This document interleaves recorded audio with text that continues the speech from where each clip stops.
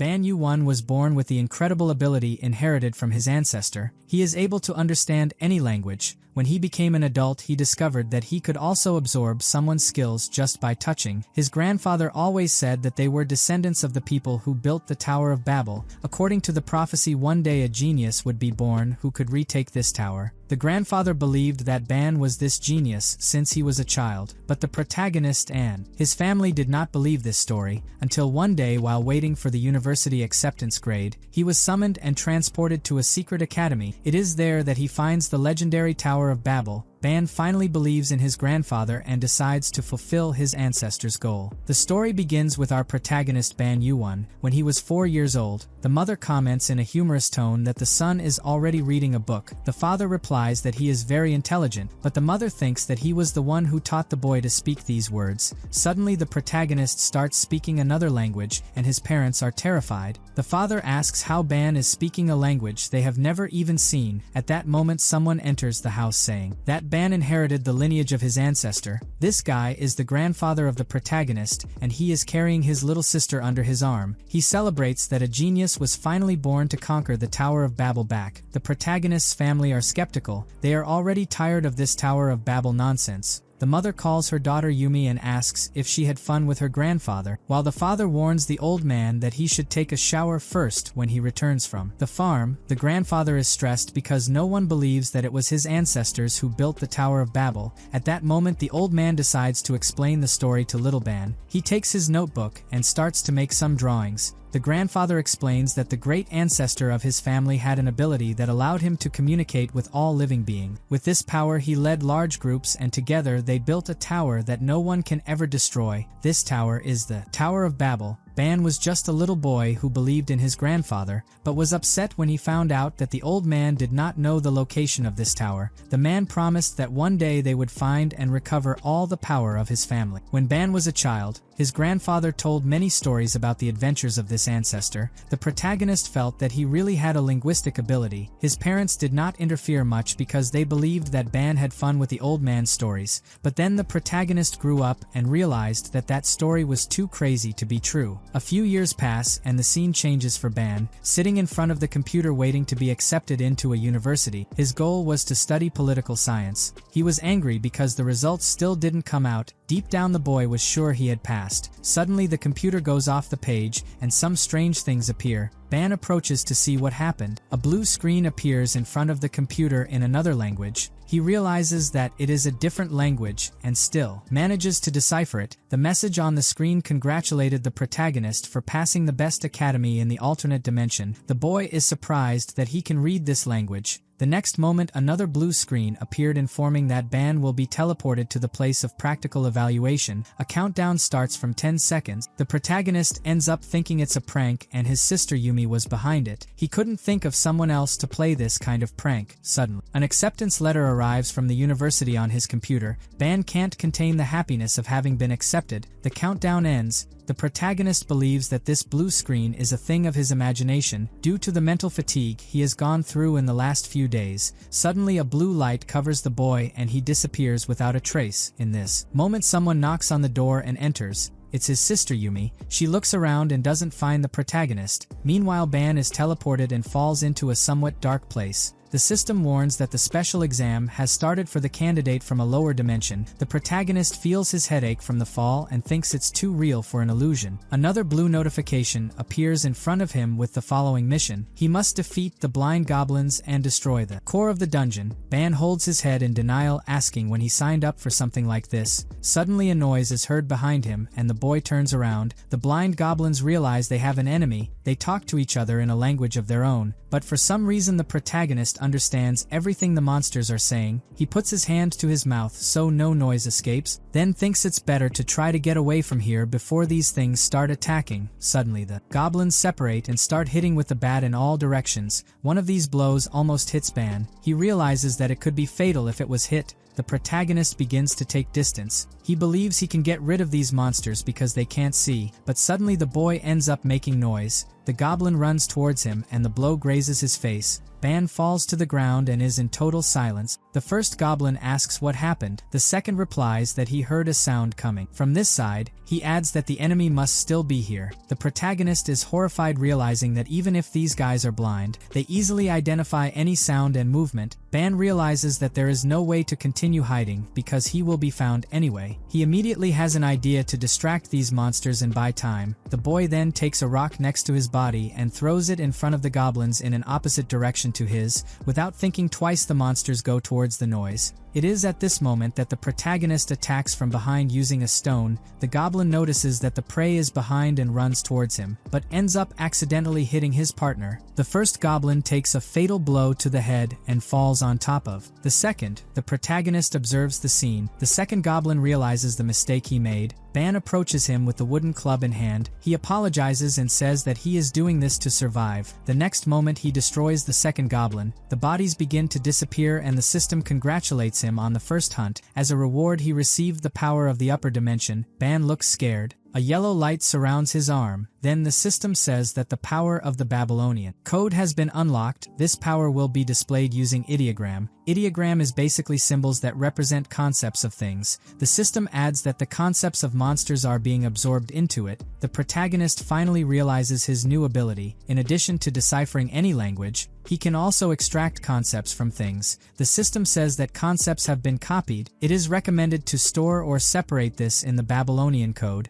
After applying it to the statistics, Ban decides to absorb the concept for himself. After doing so, he says that he already feels more confident. The system says that the boy will get stronger. Ban begins to feel an aura fill his body. He actually feels stronger when absorbing the concepts of these goblins. The protagonist looks around, noticing that the monsters disappeared after they had their abilities absorbed. Ban also realizes that in addition to absorbing the concept for himself, he can also apply it to other things, such as objects, for example. The protagonist finally feels safe and begins to use the concepts to create a weapon. A few hours later, Ban clears the dungeon of the blind goblins with the help of an artifact created by himself. The boy delivers the core to the system, which congratulates him for passing the practical test of the special dimension exam. Lower, the protagonist breathes a sigh of relief and asks if he can finally go home. The system replies that the candidate will be transferred to the dormitory. Ban initially thought he would go home if he made it out of the dungeon alive, but in fact he was sent to a world he had never seen before, an academy called Union. At that moment, Ban falls into his dorm, totally bewildered. The system asks him to put on his uniform and attend the interview. The protagonist complains, saying he didn't want to study here, he wanted to return home. A moment later, the boy puts on his uniform. He goes towards the interview room, determined to demand his teleportation back to the house. Suddenly, Ban opens the door and comes across a green woman. He thinks she is beautiful, but wonders if she is an alien. The woman welcomes her and introduces herself as Yamina,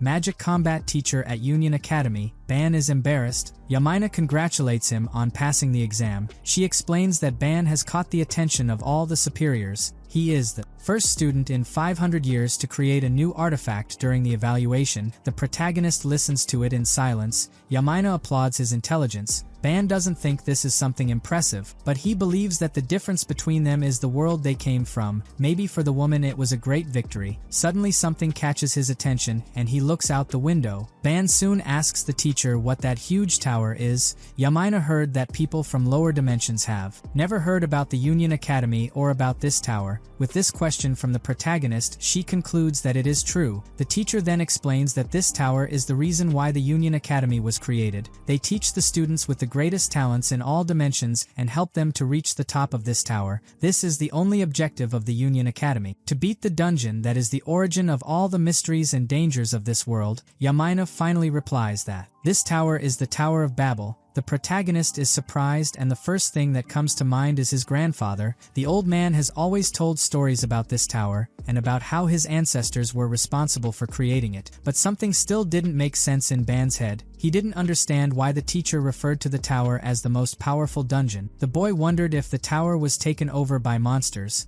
Anyway, it was something that couldn't be answered now. That tower made the protagonist enroll in the Union Academy. His goal became to fulfill his ancestors' wish and regain the glory of his family. After that day, the protagonist was sent back home and was able to explain to his family the reason for his sudden disappearance. The grandfather was shocked that he had finally found the Tower of Babel, while his father only supported him to do what had to be done. A few days pass. Ban was already a student within the Union Academy. At that moment he was fighting in the lower dungeon, called Goblin Cave. The protagonist was already able to cast spells and had a greater understanding of his abilities. Now only one attack was needed to decimate a large group of goblins. The Babylonian Code was the most incredible power Ban could have. Thanks to this ability, the protagonist could absorb and manipulate the concepts of all monsters. When an enemy is defeated, his concepts can be absorbed by Ban. After doing this, the protagonist can use it on himself or imbue the statistics in any object he wants. It was thanks to this that the protagonist created his first artifact. In that first dungeon he fell. His weapon was a bat with iron spikes, fatal for low-level monsters. Ban always imbued the concepts of the goblins and the artifact got stronger and stronger. At that moment the protagonist calls the system. He wants to know what new concepts he got from these monsters.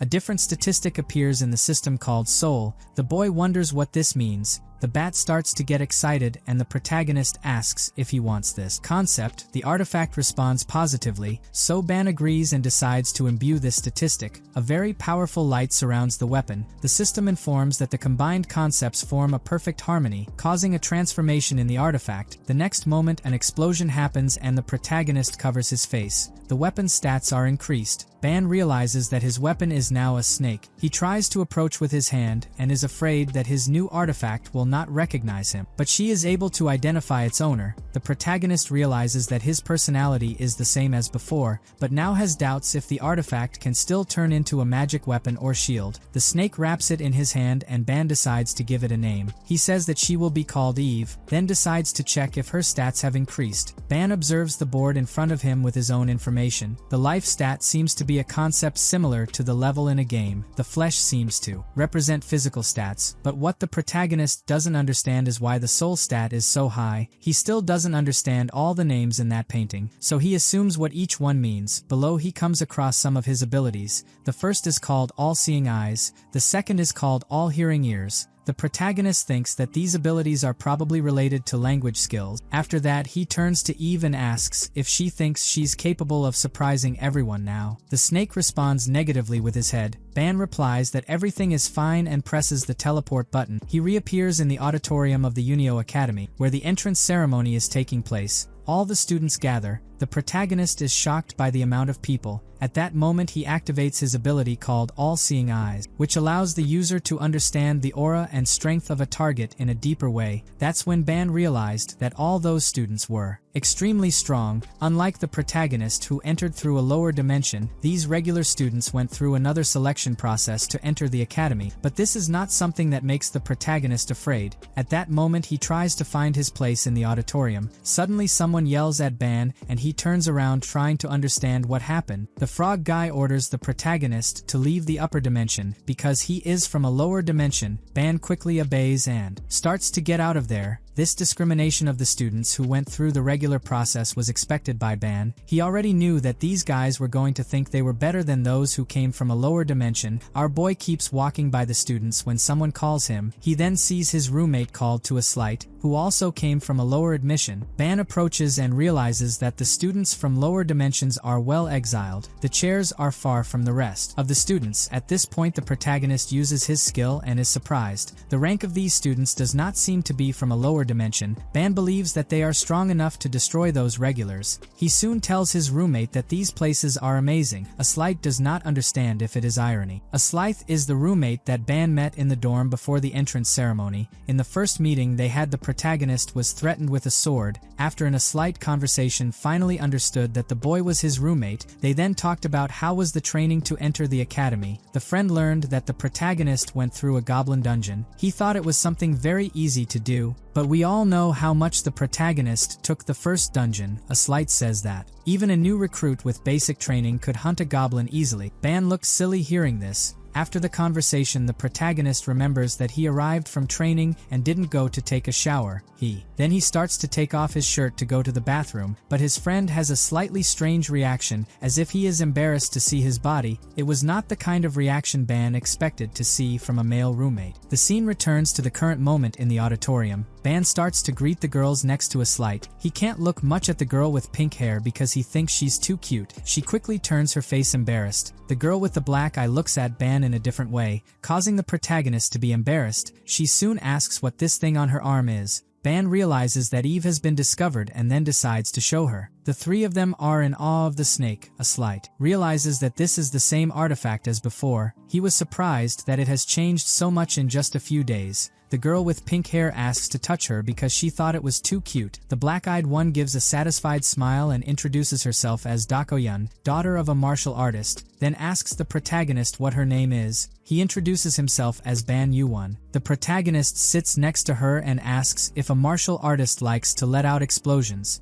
This question makes the girl very embarrassed and lowers her head. She tries to answer that he's not totally wrong. The pink-haired girl tries to get out of this subject a little and also introduces herself. Her name is Ruchel. A slight also introduces herself and says that everyone can just call him Light, which is his nickname. Yun turns his head and Light doesn't understand what happened. The protagonist soon warns that the ceremony is about to begin. He soon sees Professor Yamaina sitting next to the other superiors. The friend asks if the protagonist passed by Professor Yamaina when he arrived here. Ban answers yes and asks if he does too. Suddenly the conversation is interrupted by a light. At that moment the ceiling of the auditorium opens and an overwhelming pressure enters involving all the students. Everyone tries to cover themselves and no one goes unscathed, not even the special student. Soon they hear an oppressive voice thanking everyone for their presence. Then this person says that he is going to start another entrance ceremony of the Unio Academy. A little later the teacher Yamaina meets with the protagonist and his classmates. She asks if they also found the principal's speech impressive. The students are silent. Ban then asks if that giant eye is the principal. Yamaina is surprised to hear this and questions if he could really see that eye.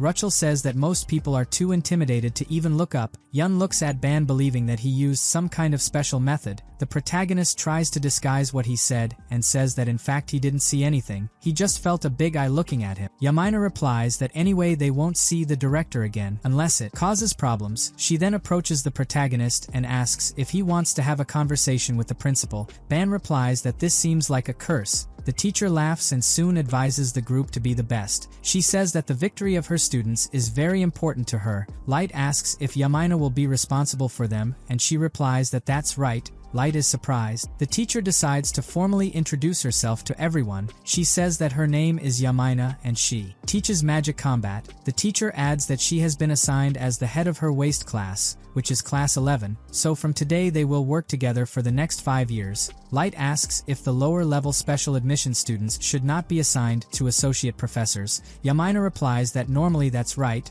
but they are such special students that she was assigned to take care of them. At that moment, the teacher takes a cup of tea and the tone of her voice changes. She then advises the boys to be careful with regular admission students. Ban observes the teacher's words and realizes that she is referring not only to grades and practical classes, but also to confrontation. Physical and teasing fights between students. Matters outside of internal competition is something that not even teachers can interfere with. Yamaina says that from now on the 4 of them must stay together. They are rare students with lower-level special admission. Yun is still thinking about the hostility that the teacher spoke of. She is not sure if she can hold her own in a confrontation against these regular. At this point, the teacher gives another very important information. She says that the 4 are also members of the group that will climb the tower together until graduation. Ban thinks about it. The teacher smiles, saying that they have talked a lot and now she needs to give a small gift that the academy has prepared for them. A strong light emerges among the group of students.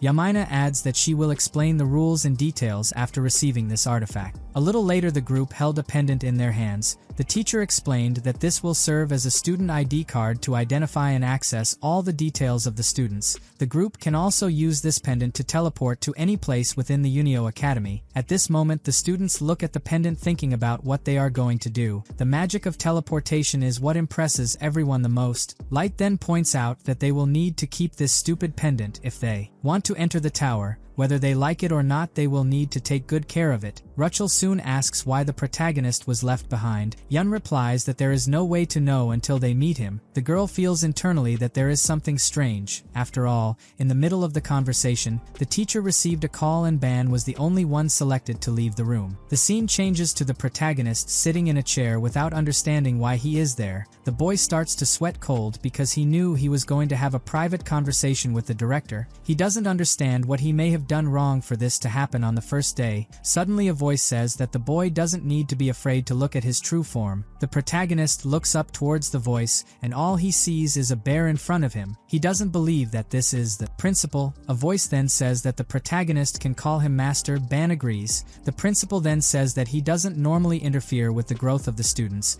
If they are weak, they will remain weak. If they are strong, they will remain strong. It is also not important to him whether the students will remain alive or not when they climb the tower. His goal is just to witness with his own eyes the one who reaches the end of the tower. The protagonist looks at the bear without much expression and remembers everything he heard from his grandfather when he was a child. The old man always said that his family was the only one who could rescue the tower. He remembers the day he entered the academy and found out about the Tower of Babel. It was when he promised that he was ready to risk his life and recover his family's honor, but now that he has seen the number of students who also want this, he may have been a little confused. At this point, the protagonist calls the master and asks what exactly the tower is. The director replies that the tower is the path to the divine. Ban is surprised. The master repeats what he said at the beginning about not interfering in the lives of the students, but today he will make an exception, because he was able to see in the protagonist the greatest potential that has ever stepped into this academy. The bear then raises his arm and an atmosphere spread throughout the room. Suddenly something invades that pendant that Ban received from the teacher. The master says that he will make some preparations to help him prepare to climb the tower. He reveals that he has expanded his exploration privileges outside the academy. This means that from now on the protagonist can travel to any dungeon, so Ban must make sure to hone his skills before climbing the tower.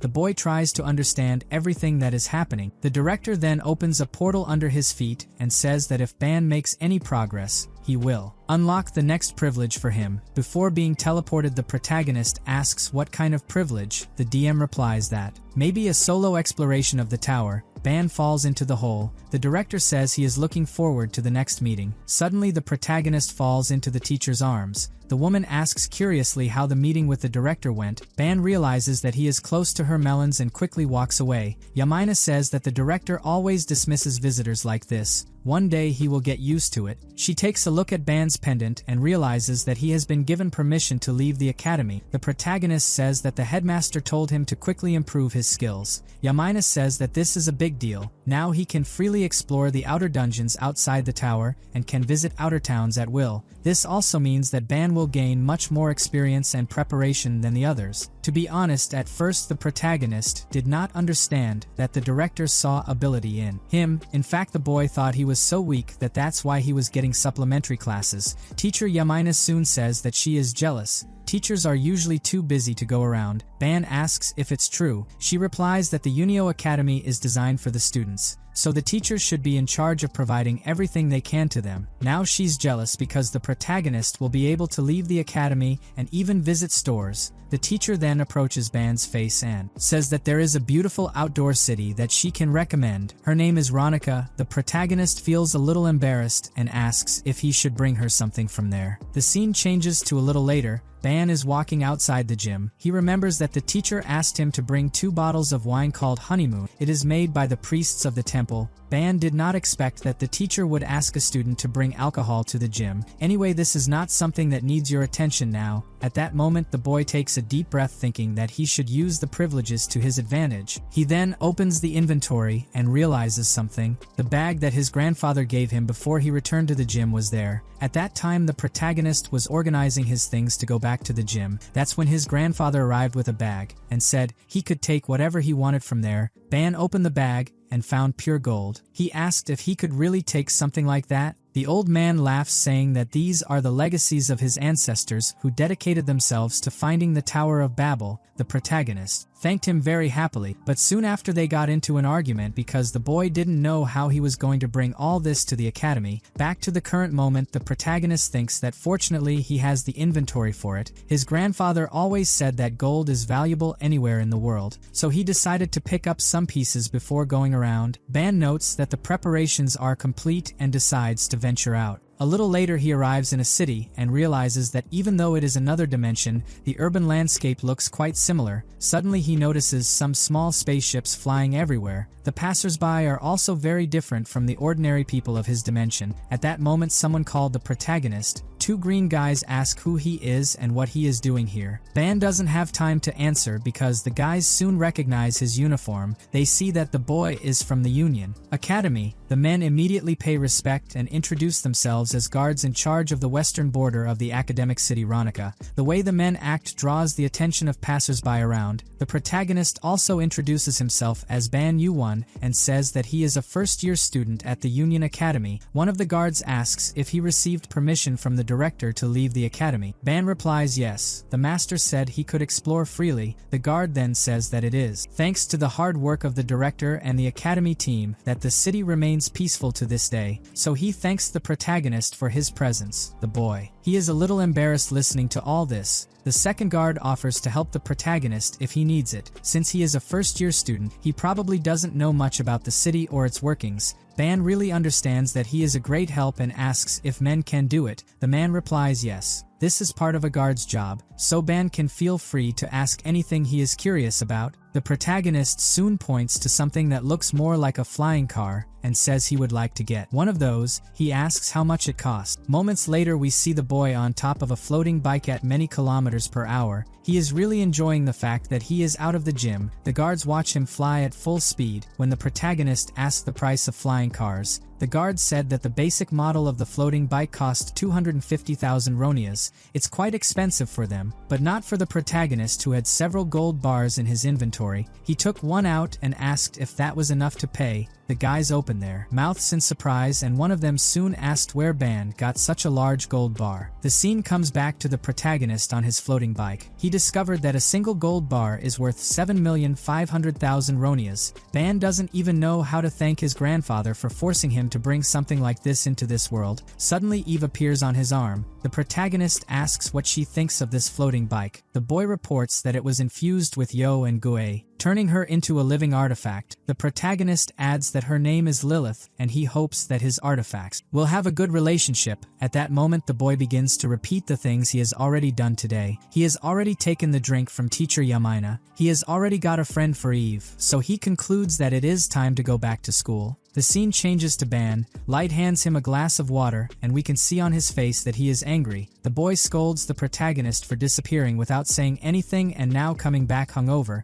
Ban apologizes. He tells his classmates that teacher Yamina insisted, so he couldn't refuse. Light was annoyed that he was his roommate. He wouldn't have worried if he had been warned before. Yun notices something on his amulet and asks if this badge is the sign of the representative role he received in exchange for drinking with the teacher. The protagonist assumes that he can't say what really happened, so he only says that it's a representative role for having completed the task given by the teacher. Light enters the conversation and says that Yamina is responsible for them, so the group cannot reject any of her tasks. Yun does not think exactly so. She says that if the group needs a representative it should be her. The girl states that she is the strongest among the four. At that moment she looks into Ban's eyes and asks if he agrees. The boy doesn't answer anything, but Light loses his patience and tells the girl that she shouldn't talk like that. They are a group and should support each other, not try to be superior to the other. Light points to Yun and goes on to say that this attitude is ridiculous. Acting like it's better is not good for the group that will climb the tower. Yun is silent. To finish, Light says that he also doesn't agree that she is the strongest among the four. Yun smiles and says that it's a little contradictory for the guy to say that everyone is equal in strength, considering that yesterday he himself asked Yamina if he could climb the tower alone. Ban and Rachel are just watching the fight unfold. Light tries to give an explanation as to why he asked that, but he just stutters. Ban lies tirefully on the table and thinks that his plan to talk to the group about tomorrow went down the drain. Meanwhile, the tension between Light and Yun continues.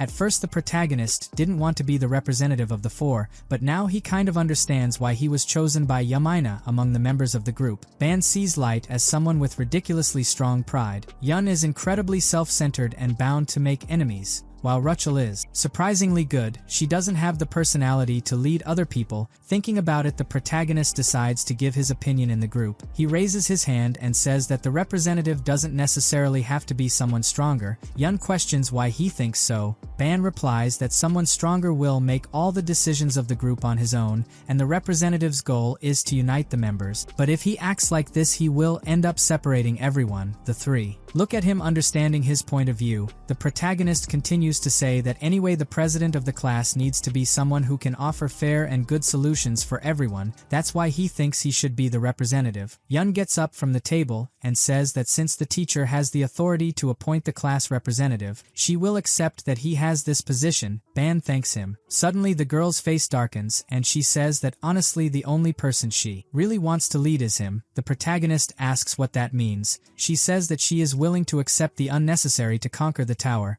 Light begins to tremble with anger and wonders what she means by unnecessary. The protagonist tries to calm down and falls on the table tired. Rachel calls Ban's attention and he looks at her. The girl with bright eyes asks where her snake is. She really wanted to touch her at least once. Ban is startled by this request. Later that day, the protagonist met with his class for a trial class. Several of the students were really strangers. They were scattered while the teacher explained the test. The man says that for the first class he thought of starting with a light training session, but as we know, the students of the regular admission are unbearable. They tell the teacher that they prefer to fight with the students of the lower admission. Light tells his group that it seems the academy divides the classes based on the students' abilities, and as we can see, Class 1 hates Class 11. At that moment, the stone guy notices a pin on Ban's uniform. He soon recognizes that it is something done by teacher Yamaina. After all, she is the goddess of flowers. The guy is overcome by jealousy and screams fiercely for the teacher to let him fight Ban. The students put their hand to their ear after this deafening scream. The teacher asks Ban if it's okay to fight Erecto. The scene changes for teacher Yamaina. She accesses the information of her students and realizes that at this moment they are in the arena,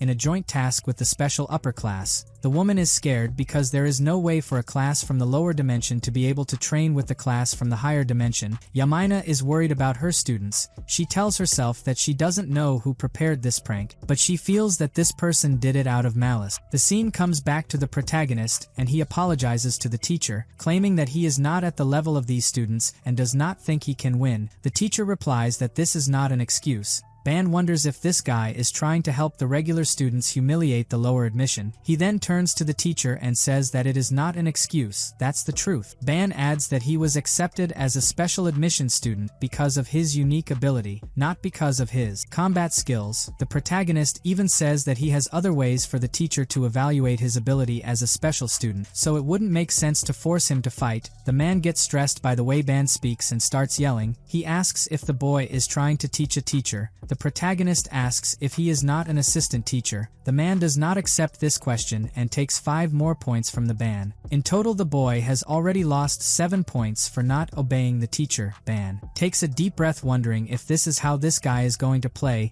The next moment, the boy has an idea. He says that it would be better to take advantage of this week as preparation time and do the fight next week. His group is surprised. Everyone is silent while Ban repeats what he said before. The students of the regular admission begin to mock him, saying that a week of preparation seems like a joke. Meanwhile, a girl in a hat sitting on the upper steps silently observes the unfolding of the situation. The students complain that the protagonist is running away from the fight. Someone says that it is obvious that his skill is at rock bottom. That's why he's asking for a week of preparation. The teacher arrives at the height of anger and asks if the protagonist still wants to change the schedule of his class. Ban looks bored, while Light trembles with fear. The teacher then declares that he has a decision. Next Tuesday there will be an official fight between Erecto and Ban. The format will be completely open to the public and the entire academy will be able to watch the live broadcast. Ban comes to the conclusion that in fact the guy wants to make his humiliation a great spectacle. The teacher approaches, saying that it is better for the boy to show his skills, since he asked for this period of preparation. The protagonist quickly interrupts the teacher, answering answering that he already understood. After that he waves to Erecto, informing him that he is looking forward to the fight next week. The stone guy looks at him annoyed. Ban turns his back and starts to leave. In fact, the protagonist did not want to greet Erecto. What he really wanted was to use his skill to confirm the opponent's stats. And that worked, the boy sadly realized. The level of the enemy, it looks like it's going to be a tough fight. Erect has a high level and a lot of strength. The protagonist believes that if it was any member of his team, it would be easy to defeat this guy. So he regrets being the weakest of the group, but he is determined to defeat the enemy and level up to help his team at the Tower of Babel. At this moment the protagonist approaches the girls and asks why their faces look so gloomy. That's when he notices the absence of Yun. Girl faces the enemy class and says that unlike the representative of her class, she is an expert in combat, then questions if they are not curious to see the skill of an inferior student of special admission. The protagonist realizes the problem that is arising. Yun takes an elastic band to tie her hair while daring anyone to face her. The students look at her with anger in the eyes. Meanwhile, the girl stands in the middle of the arena, waiting for some opponent. The teacher grit his teeth. The protagonist even tries to use his skill on the girl, but for some reason his eyes can't fully comprehend the extent of Yun's strength. All he can see is a dark aura exuding from the girl. There's no way the students of class 1 can't feel her overwhelming aura. At that moment Yun makes the sign with his hand challenging him Erect to fight her. Just like he did with Ban, the students look towards the stone man. The girl's face is terrifying when she says she will crush him. Erect feels a chill run down his spine. Ban decides not to interfere. He notices that Erect is terrified. After all, he was his original target, but now he was challenged by someone he didn't expect, and to make matters worse is a girl used to combat. Anyway, the protagonist thinks the guy will have problems, because if he backs off people will notice, but if he fights he will be so hurt that a week will not be enough for his recovery. The protagonist quickly has an idea and goes towards Yun. He says that he will have a fight with Erecto next week, so if she wants to she'll have to wait her turn. The girl doesn't understand why he's intervening and asks if everything is okay. Ban confirms and thanks him for the concern, but says he really wants to fight to prove his own skills. Yun is surprised by these words and turns around embarrassed. She says she thought the boy was just a guy who trusted tricks, but maybe he can have a little masculinity. After that the girl declares that she will not fight Erecto, but asks if there is someone brave to face her. No one dares to answer. The girl complains that they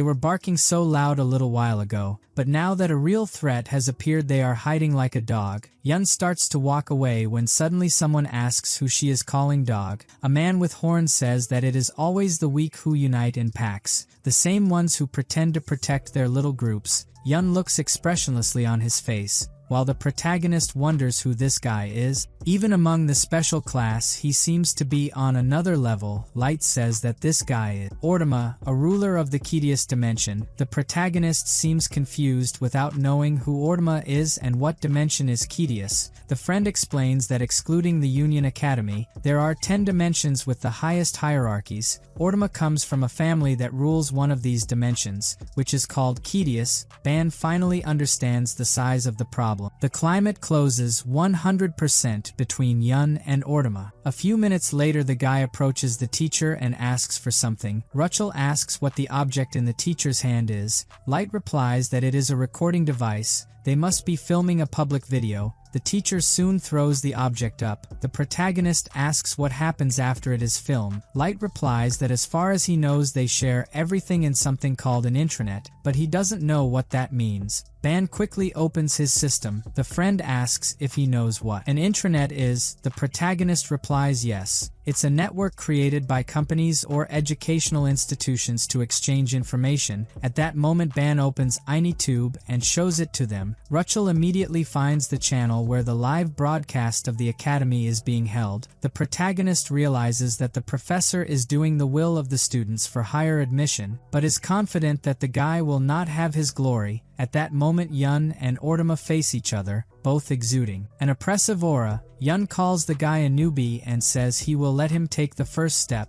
Ortima raises her hand in her direction and decides that she will end this arrogant attitude. The next moment the man orders her to kneel. A strong power catches all the students and they feel their bodies getting out of control, as if he is being forced to kneel. The protagonist realizes that it is a type of power that is out of his reach. Some students can't stand it and falls to the ground with the pressure. Ban sees his body conflicting with his brain. It seems that his body wants to obey, as if it were the most natural thing in the world. Suddenly Ban widens his eyes and says that this power is a distortion of natural law. Light soon asks if he has discovered what the principle of this ability is. The protagonist is about to answer when he feels someone grabbing his arm. He turns around and sees Rachel, then asks what happened, but the girl starts shaking as she looks at the overwhelming power in front of her. At that moment Yun increases his energy and destroys Ortima's power. Everyone is impressed. They thought Ortima's skill was the strongest in that location. The opponent praises Yun for eliminating his power. He teases the girl saying that apparently she has some ability. Yun replies that he can't say the same about him. After all, Ortima's power is as ridiculous as his horns. The guy laughs and tries to attack with the same power again, but the girl wastes no time and runs at him prepared with a kick. Ortima is surprised by a real combat. Yun asks if the guy really thought she was going to be waiting for him to concentrate to attack her. At that moment Ortima is hit and thrown back. He starts to prepare a spell on his hands while thinking he should be more attentive. Suddenly Yun appears behind him and says that the guy has to work his body more, since her brain doesn't work. Ortima quickly turns with his hand to attack her, but Yun was faster and landed another kick to her face. She mocked, saying that he was terrible at fighting. The guy tries to hit Yun in every possible way, but it's in vain. Light is shocked to see how overwhelming Yun is. She is defeating the commander of a dimension easily. The protagonist says that it seems that that guy is used to suppressing and defeating the opponent using the distortion of natural law, but this method did not work on Yun. That's why he is losing. While they talk, Ortima keeps getting beaten. The protagonist says that the guy is good with powers, but not in real combat. Light is surprised that Ban is understanding the principles of their abilities. At that moment Ortima asks how Yun dares to insult him. The girl asks if he is still able to speak and continues attacking. Suddenly the guy launches a fierce attack with all his power. He ends up hitting the ground, eventually destroying everything. Ortima soon screams with fire in her eyes, saying that he will destroy her. Yun activates the fatal rope skill and prepares to attack as well. Suddenly someone claps and says that it is enough. The next moment Professor Yamina destroys the attack of the two with her own skill. The arena is covered by flowers and the opponents look at each other trying to understand what happened. Yamina says that in this academy students are not encouraged to fight for their lives. She gives an angelic smile and adds that it is better to save this for the tower. After a lot of conversation, the teacher breaks the hallucination of the flowers.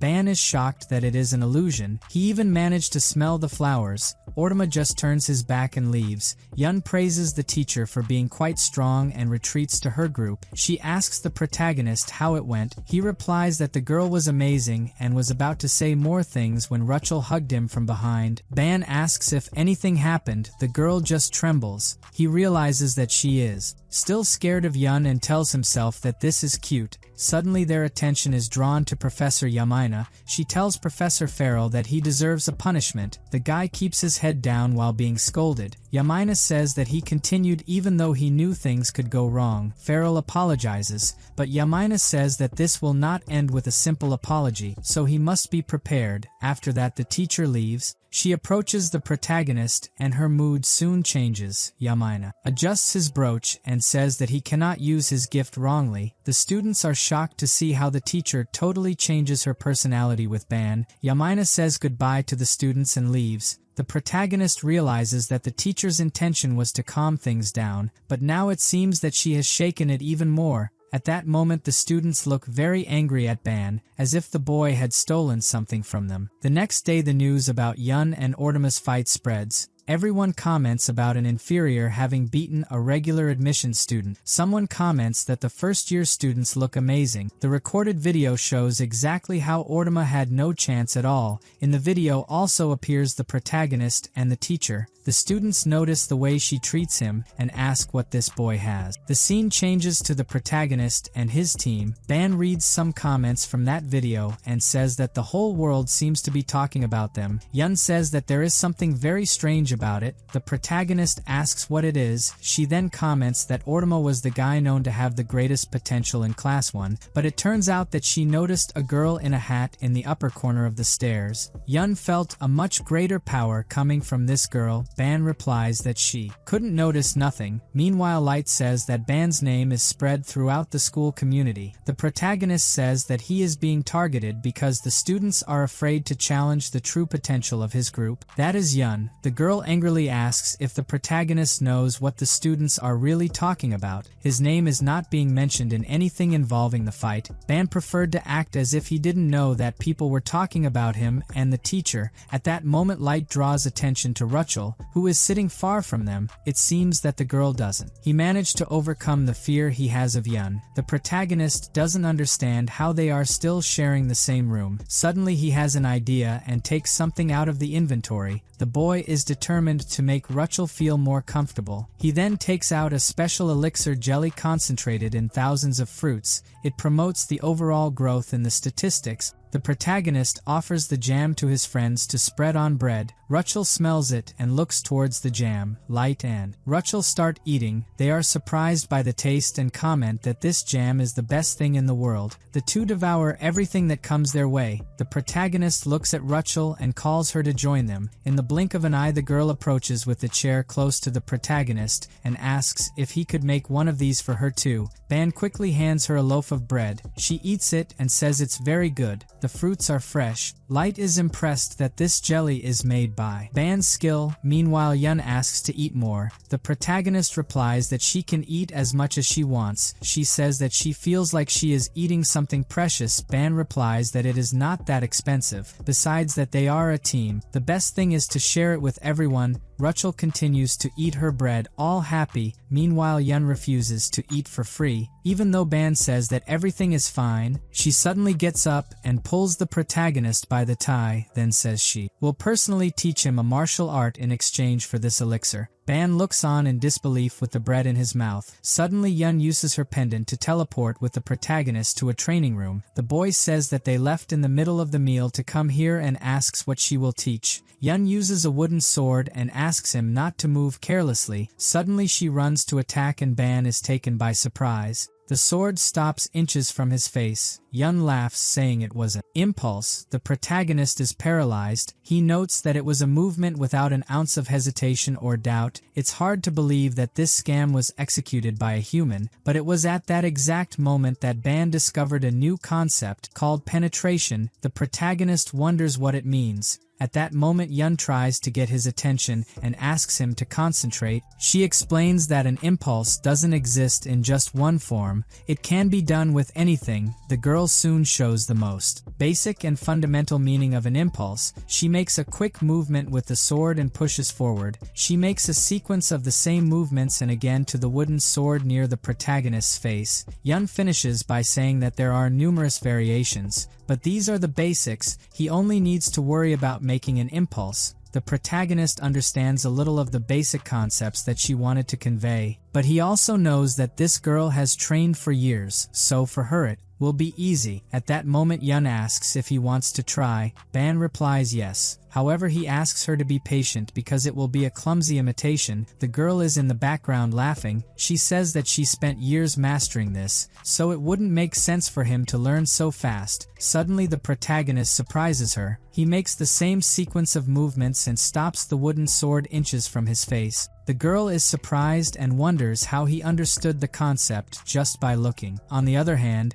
Ban believes that he can't replicate the attack completely because so far he has been too focused on mixing concepts. He did it because he thought he could only get stronger by combining them. At that moment, Ban takes off his coat to be more comfortable, then declares that he can get stronger by strengthening his power, so now he feels safe to replicate the girl's fatal attack. Yun is silent watching the series of blows. After that, the protagonist tries to catch his breath and she says that there is no reason to try so hard. Yun advises him to try later when he fights a difficult opponent. Ban agrees. Suddenly several tabs of the system appears in front of him. He realizes that he has just increased his stats just by brandishing the sword a few times. On the first screen, the system says that he has understood and absorbed the concept of penetration. Swordsmanship has also been absorbed as a subconcept of martial arts. The last notification shows that he has learned and internalized the concept of martial arts. The protagonist was very happy with how much he gained in just one training. Suddenly another notification appears informing him that his stats have skyrocketed. The protagonist is shocked because the penetration skill was a concept he just won and is already at level 16. In addition, his swordsmanship did not increase for anything. Ban remembers that he eliminated several goblins and nothing changed, but now his swordsmanship has increased to 20. His combat skills have also doubled overall. The boy wonders how this is possible. Suddenly Yun approaches and complains that he lied to her, saying that he had never practiced martial arts. Ban tries to explain that he really never did. He just did what she had told him and it worked. The girl doesn't believe it and says that if people only learned in the first class,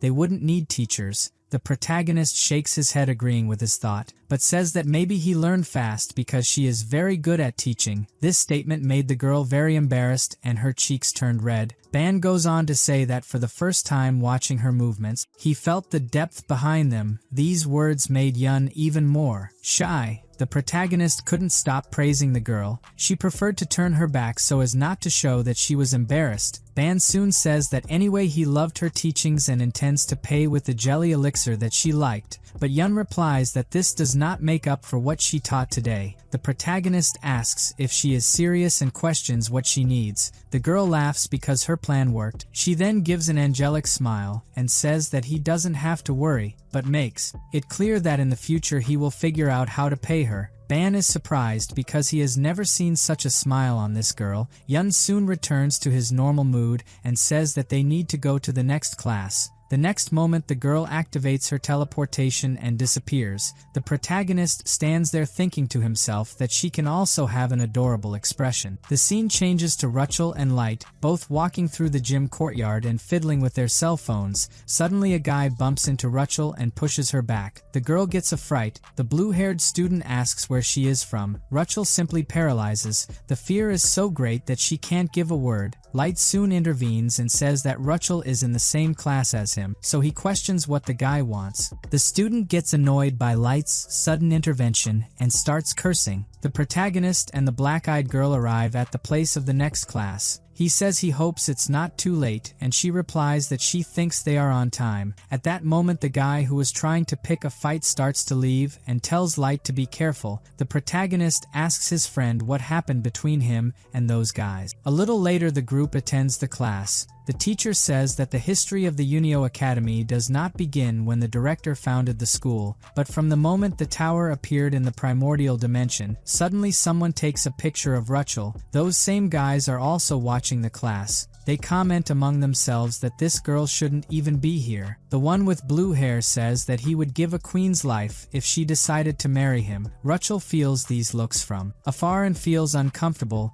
Ban and Light are also bothered. The protagonist gets angrier because the teacher doesn't do anything. With the tone of voice of these students, it is impossible not to hear what they are saying. Ban thinks for a moment and wonders if the old man is ignoring them or can't hear them. Suddenly Light loses his patience and calls the teacher's attention. He complains that the other students are making noise and it is difficult to concentrate in class, so he asks if the old man can do anything. The teacher asks the students not to make noise and soon after returns to teach. Ban and Light do not believe that this is all the man will say. The delinquents start to say that Light is nothing but an idiot. One of them comments that he only couldn't get Rachel's number because this guy got in the way. Other questions if they are a couple. That's why this guy is interfering. The one with blue hair says that the girl has a nice body and maybe is his type. As the conversation unfolds, Rachel's expression is one of horror. Light grits his teeth in anger. He even breaks the pencil he was holding. Ban puts his hand on his shoulder and asks him to calm down. Light questions how the protagonist can be calm when these delinquents are saying these things about his classmate. Ban asks if his friend is planning to fight them, then says that he doesn't have time to waste on useless things. Light is surprised to see that his friend considers it useless. The protagonist then pulls out his cell phone and says that fighting in class will make everything worse, so he calls his friend to see this.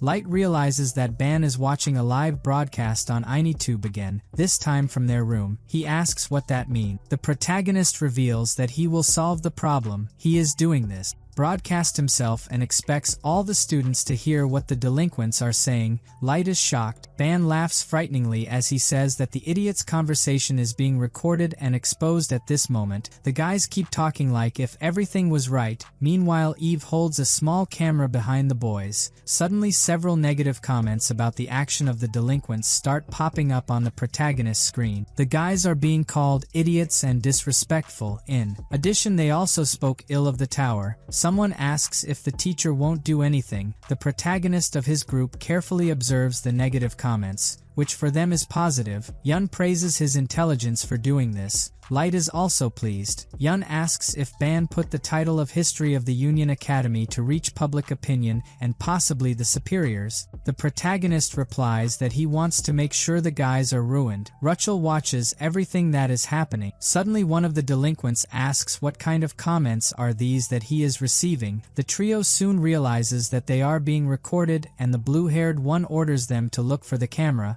The protagonist is silent in his corner. One of the guys finds Eve, but when he approaches she disappears into thin air. The blue-haired one assumes that this setup was made by Light. At that moment the teacher approaches with anger in his eyes and asks if this group is the same one that was making noise before. He then orders everyone to leave. The guy argues saying that he is trying to solve a problem. He was recorded without his permission. The teacher doesn't care about this and yells that everyone should leave. The next moment, the old man expels the students with his power. The teacher turns to the rest of the students and says that this group will receive F for a whole year, so if someone wants to have the same fate, just disrupt the class. Ban realizes that even an assistant teacher has enough power, but he still thinks that an F is not enough from what they told Rachel. Light is also not satisfied. At this moment Rachel finally speaks. She gives a gentle smile while thanking the boys for defending her honor. Girl also adds that this punishment should be enough. Ban replies that he really didn't do much. He doesn't think he's that strong,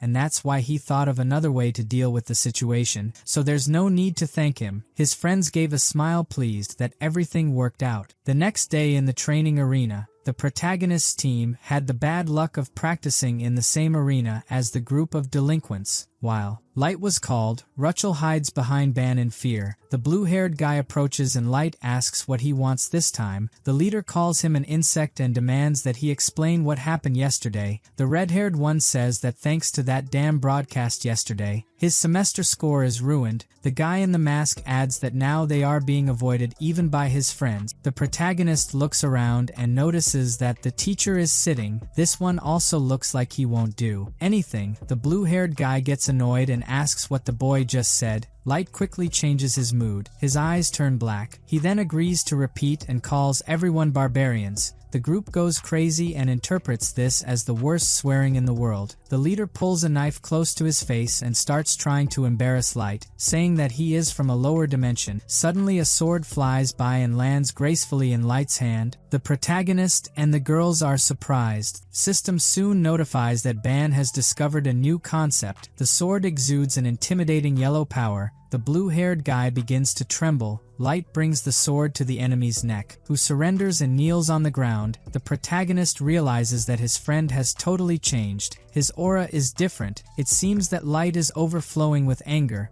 Ban wonders if all this is because of that sword. He also remembers that his system has discovered a new concept. At that moment Light says that it is good that the guy has recognized his place. Meanwhile the leader realizes that he still cannot move his legs because of the pressure. His friends try to do something, but they are also afraid. Light calls the teacher and asks what kind of punishment a person receives for suddenly attacking his classmate classmates with real swords during class. The man thinks for a moment and confusedly replies that the academy encourages practical fighting, so to some extent the group of delinquents is not wrong. Light replies that this is not exactly what he asked. The professor then says that he removed a personal artifact. Light presents his defense, saying that he was only defending himself from an enemy attack. The old man says that there is no way he can deny that he released his energy first. Light replies that this was his means of avoiding damage. The protagonist watches the scene closely. The blonde asks how the teacher intends to deal with the insults that the students made to him. The man thinks for a moment and then says he didn't see any of this. Light grits his teeth in anger and decides to finish off the guy with blue hair. Everyone looks horrified, but suddenly he is stopped by a pat on the forehead, given by Yun. Light complains and the girl tries to explain that he is not as powerful as he thinks, so he can't go around acting like this. The protagonist is happy that Light has really been stopped. Meanwhile, the teacher leaves angry. Ban talks to Rachel about how dangerous it all was. On the other hand, Yun continues to berate Light. A little later the group meets in the cafeteria. Ban comments that he thinks they will never be respected, especially the teachers who always seem to protect students from higher admission. He remembers that he even has a fight scheduled because of one of these teachers. Light trembles as he says that maybe they can think about trying to improve the situation based on how Ban solved it last time. The protagonist is against doing this because last time there was almost a bigger problem. Yun eats his jam while the boys continue talking. Ban tells himself that Light's current way is very different from what he saw in the arena. It was as if his friend had suddenly changed, as if someone had pressed a button, and there was still that intimidating sword. At that moment the protagonist tells Light that he wanted him to be honest. Ban asks if his friend can control the power he showed before. Light gets up from the table and starts to say that he can control himself. The boy claims that he only did that because he got angry with the lies of the professor. Ban asks if that was all there is to it and says that lies really are bad, but he is not sure if he should believe that Light can control that force. The friend asks the protagonist to trust him and assures him that nothing like today will happen again. Yun says that this is a relief. She believes that things could have turned out very badly if he was not stopped. Light lays her head on the table after hearing so much criticism. Yun tells Ban that she is starting to feel the advice that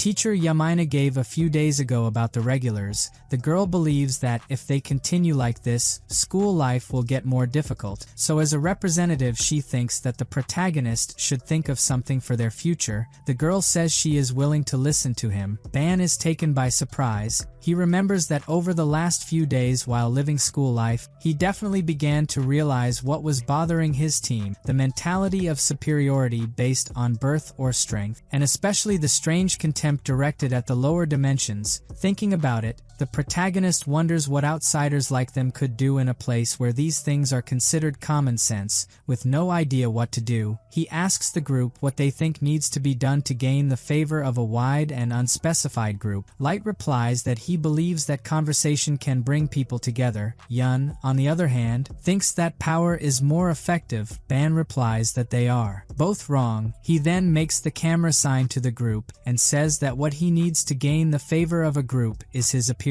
The next day the group meets again. Yun asks if they are really going to make a channel that shows their daily lives. The protagonist replies yes and adds that where he comes from is a very common way to build relationships. The girl understands that what they need to do is build an image and show it to the general public. Ban takes the cell phone while Rachel helps with the lighting. He says that when you build an image in people's minds, it creates a sense of familiarity so it can help the group. Light asks why they have to act out if they are looking for respect and admiration. Ban replies that it is not a staging, it is a real combat match. At that moment Yun asks Light to concentrate. The two start fighting. Yun comes out ahead. Ban and Rachel follow the fight happily. Light tries to get up. Yun starts to mock him, calling him weak. She says that it makes sense why he was so impressed with that strange artifact last time. The girl then encourages him to draw his sword if he needs strength. Light hears this and grits his teeth in anger. Ban continues recording with his cell phone and says that things are going very well. Rachel looks at the fight a little scared. She doesn't understand how this can make their school life easier. The protagonist replies that he won't change things immediately, but it will have an effect. The fight between the students continues fiercely. Ban says that he intends to show everyone that his group is not something they can handle. Anyway, it's not good to worry about the results yet. At this point, the protagonist tells Rachel that her beauty is too precious for her to stress about things like this. The girl is shocked by this unexpected compliment. Ban says that the girl is more beautiful when she smiles. She has a face that can conquer anyone wherever she goes, so it's a shame to waste it on worries. Rachel hears this and gives a shy smile. She feels that whenever Ban says something, this thing will happen. Meanwhile, back to the fight, Yun asks where the guy is running and says that so far it was just warm-up. Light begs the protagonist to save him, since that day Class 11 has followed Ban's recommendation, recording everything from his day, even a bad soup he ate. All the videos were posted on their channel called Rebellion. The response was more than positive. The audience began to follow the day-to-day. They watched the fight and wondered if it was real. The protagonist also recorded the entertainment of his team with some games and even some conversations with teacher Yahello.